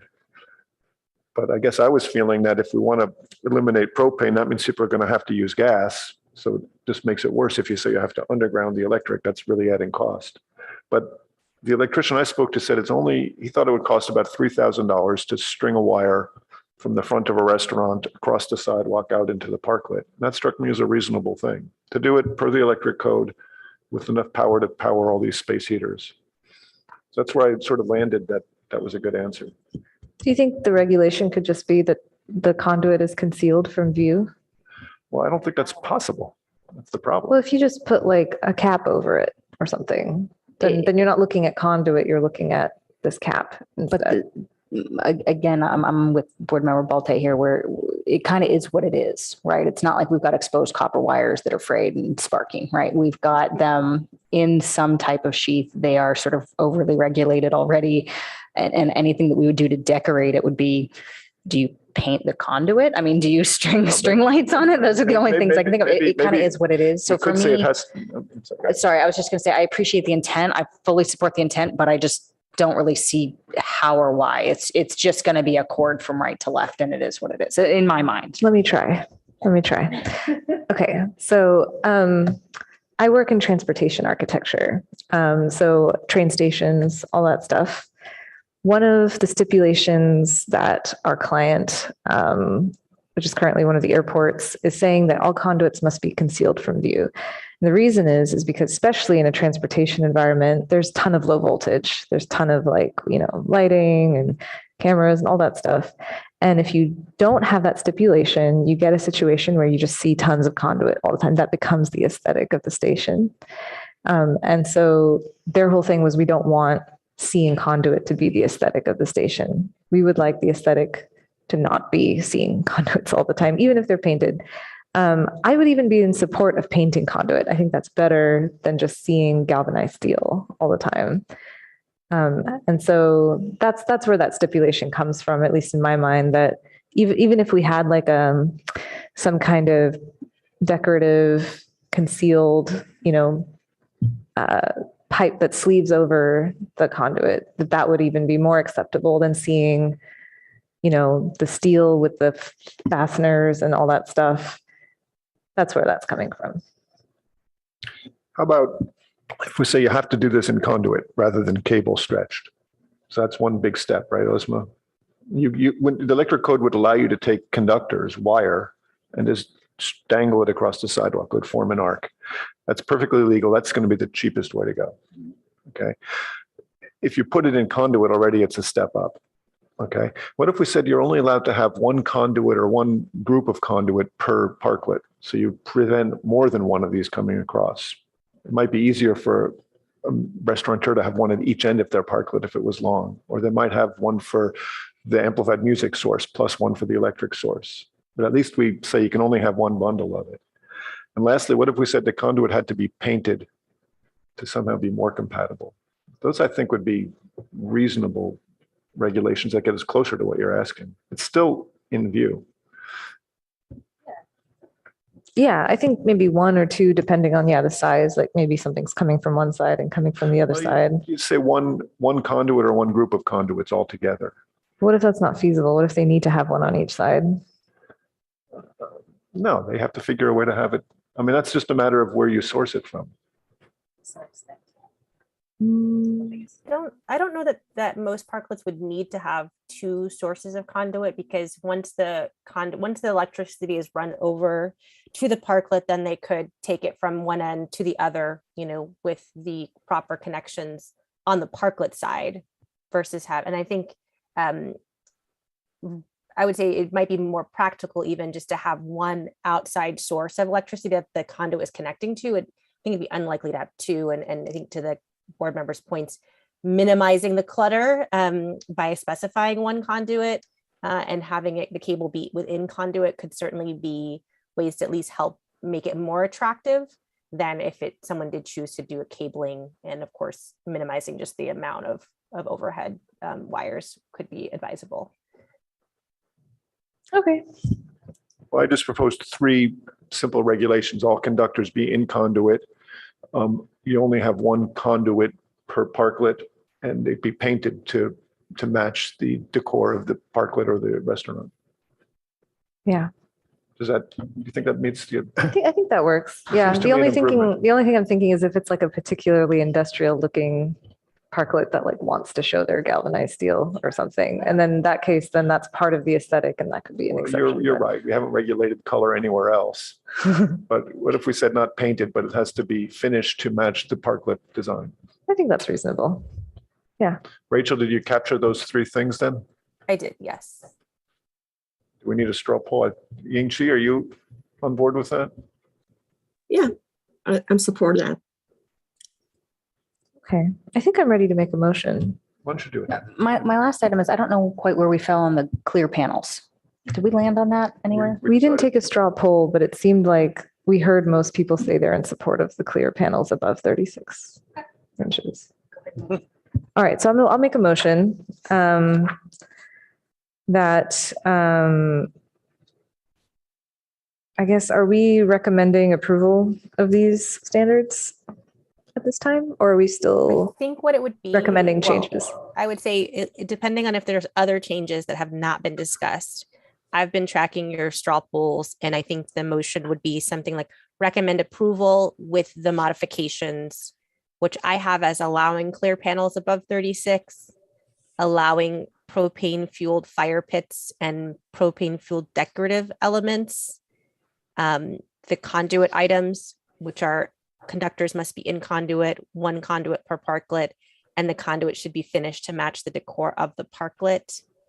And allowing amplified sound at parklets with a time limit and decibel limit that staff would prepare, but continuing the no television requirement or prohibition on televisions. Yes.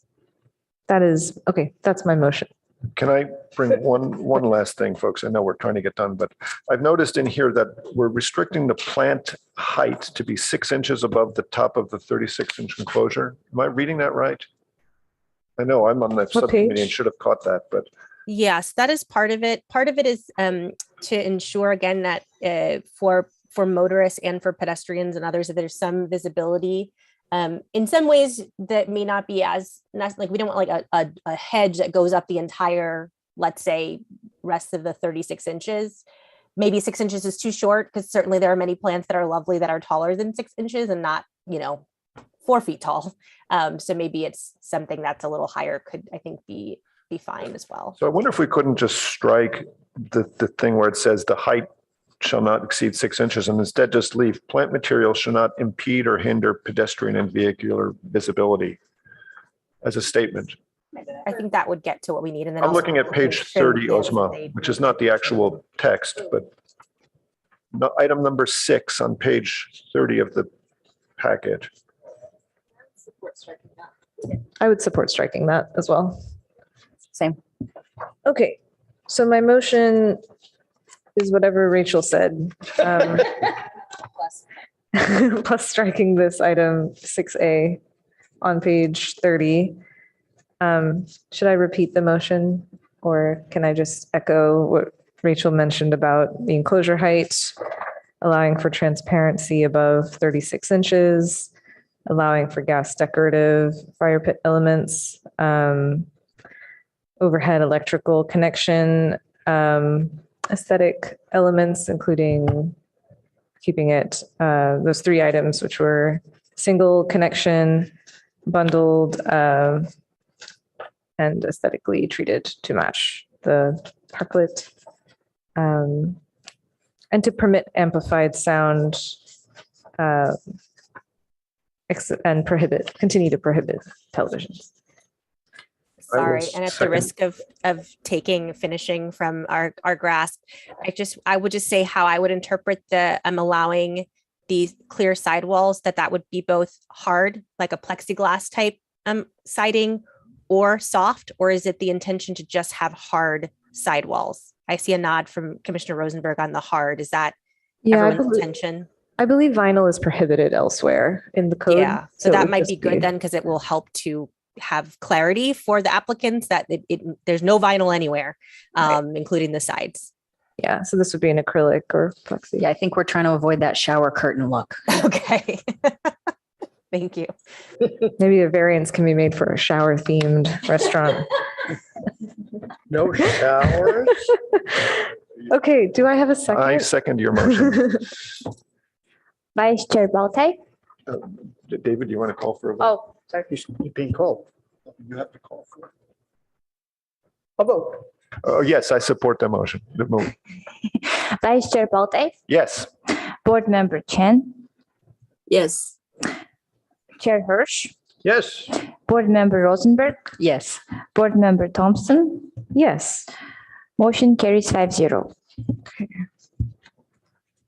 Thank you to staff. Thank you, board members. We appreciate you. And thank you to the ad hoc as well. And if I might just take a moment, I sincerely appreciate Board Member Balte and Board Member Chen's for taking the time on that ad hoc committee. I know it's a big task to undertake, and I appreciate you guys bringing up the items that you knew were slightly different and really making sure that everyone was on the same page. I sincerely and profoundly appreciate that. Here, here. I'll echo that.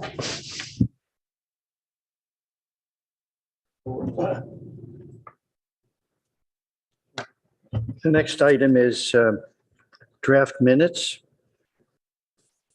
6/13/22.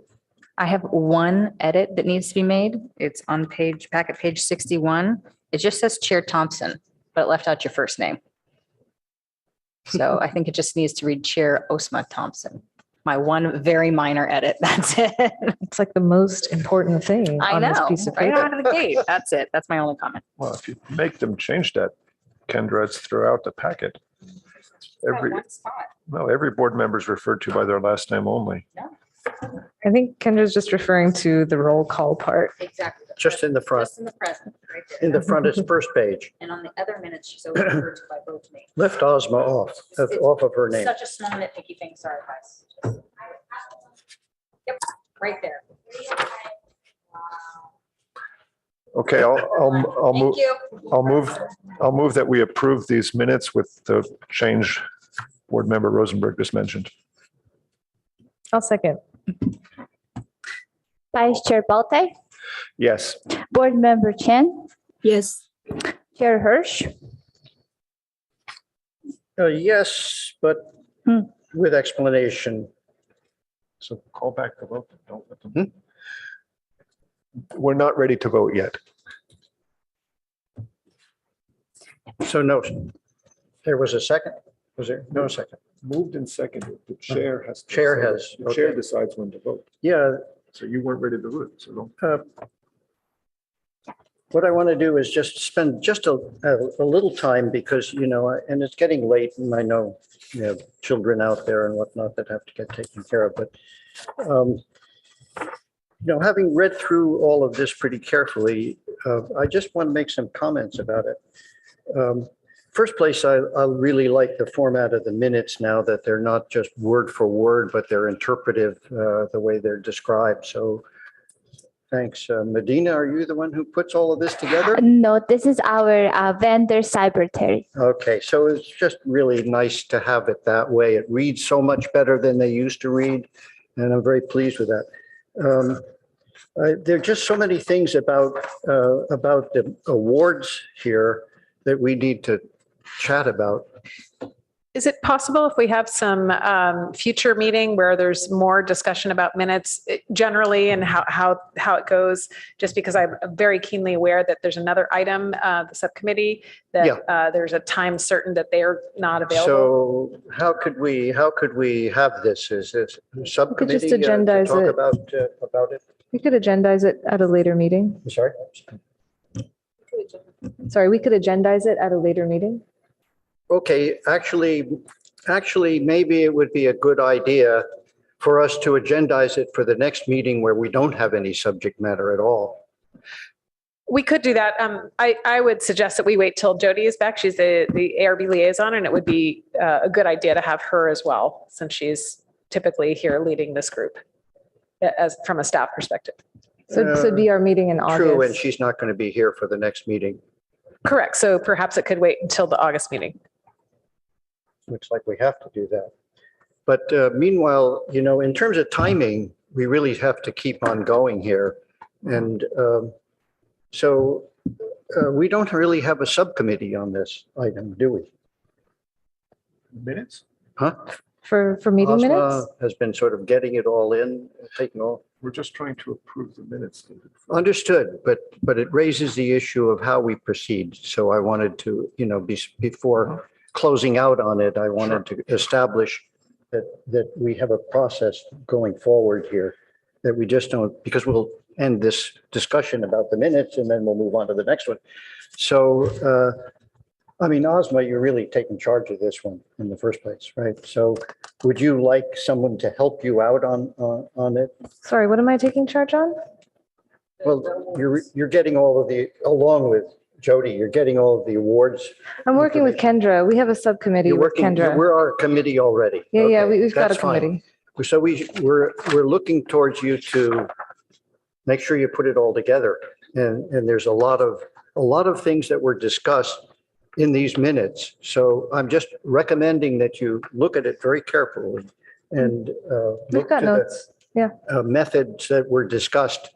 I was almost hoping that someone could synthesize this into a very discrete list of items to be taken care of, We have a to-do list. so I'm requesting that be done sort of before the next meeting and before Jody gets back. We can share our to-do list with you. Okay? Yeah. Okay. And just to reassure Then I'm okay. to What? reassure the chair as well. I'm here, I'm working with the subcommittee to move us Okay. forward in Jody's absence. Good. Okay. Yes, it's actually your topic anyhow to begin with. So it's a very good minutes. And it's all described very well. So they needs to be synthesized into very specifics. And there are just a couple of items here that I wanted to add to it. Let's approve the minutes and then under questions you can bring up. Yeah, I think we need a roll I'll call do it vote to just approve to turn it the around, minutes of Peter, I'll June 13th. There's a motion and a second on the table, correct? For these Yeah. minutes of June 13th. Yeah, We just need to have the vote for those He minutes. has questions about it. What do you want to add, David? That's your floor. well, yeah, I mean, we can approve the minutes, it doesn't matter, and then have some discussion. That's We're not also really possible. talking about the content of the minutes. Okay, so- Was it an accurate recordation of the It's, meeting? seemed to me to be accurate. Okay, so I would you say, have to let's call have a roll call vote on the minutes. Vice Chair Balte, Yes. Board, thank you. Board Member Chen, Yes. Chair Hirsch, Yes, Board Member Rosenberg, Yes. Board Member Thompson. Yes. Motion carries 5-0. Thanks, Medina. Mhm. And now we have June 16th minutes. I move that we approve the minutes for June 16th. Second. Is it okay if we have a vote, David? I'm not there yet. Page Okay. 87. Let's just have a vote. Vice Chair Balte, Yes. Board Member Chen, Yes. Chair Hirsch, Yes, Board Member Rosenberg. Yes. Board Member Thompson. Yes. Motion carries 5-0. Now, When is the subcommittee person not available? It's Osma and David are the subcommittee for the next item. Okay. So we can, if there's no other announcements, we can move towards adjournment and move on to that subcommittee. yeah, there isn't another announcement here.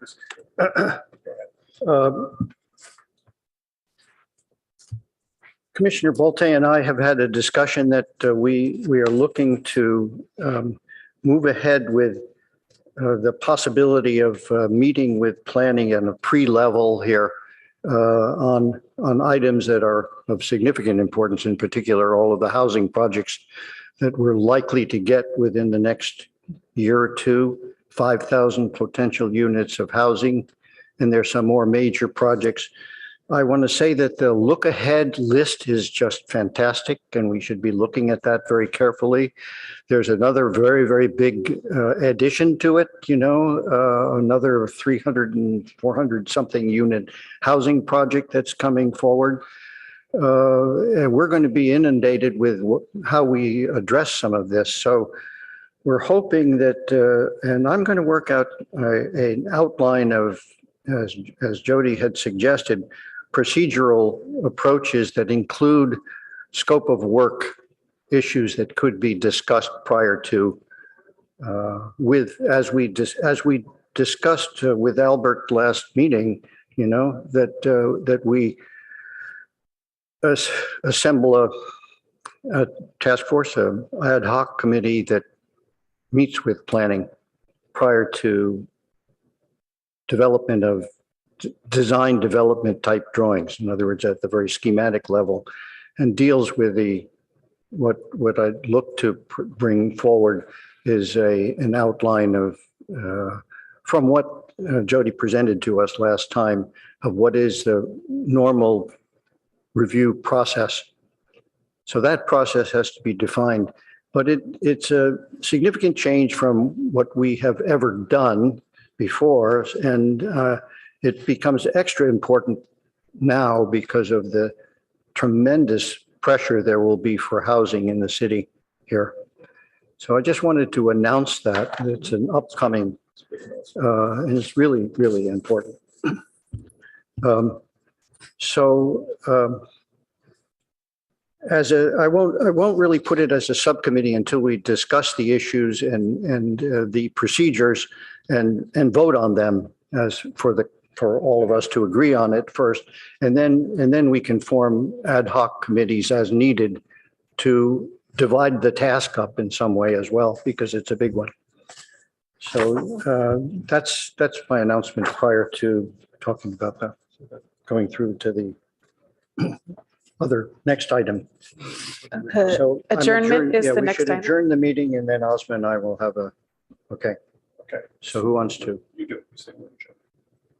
The meeting is adjourned. Thank you.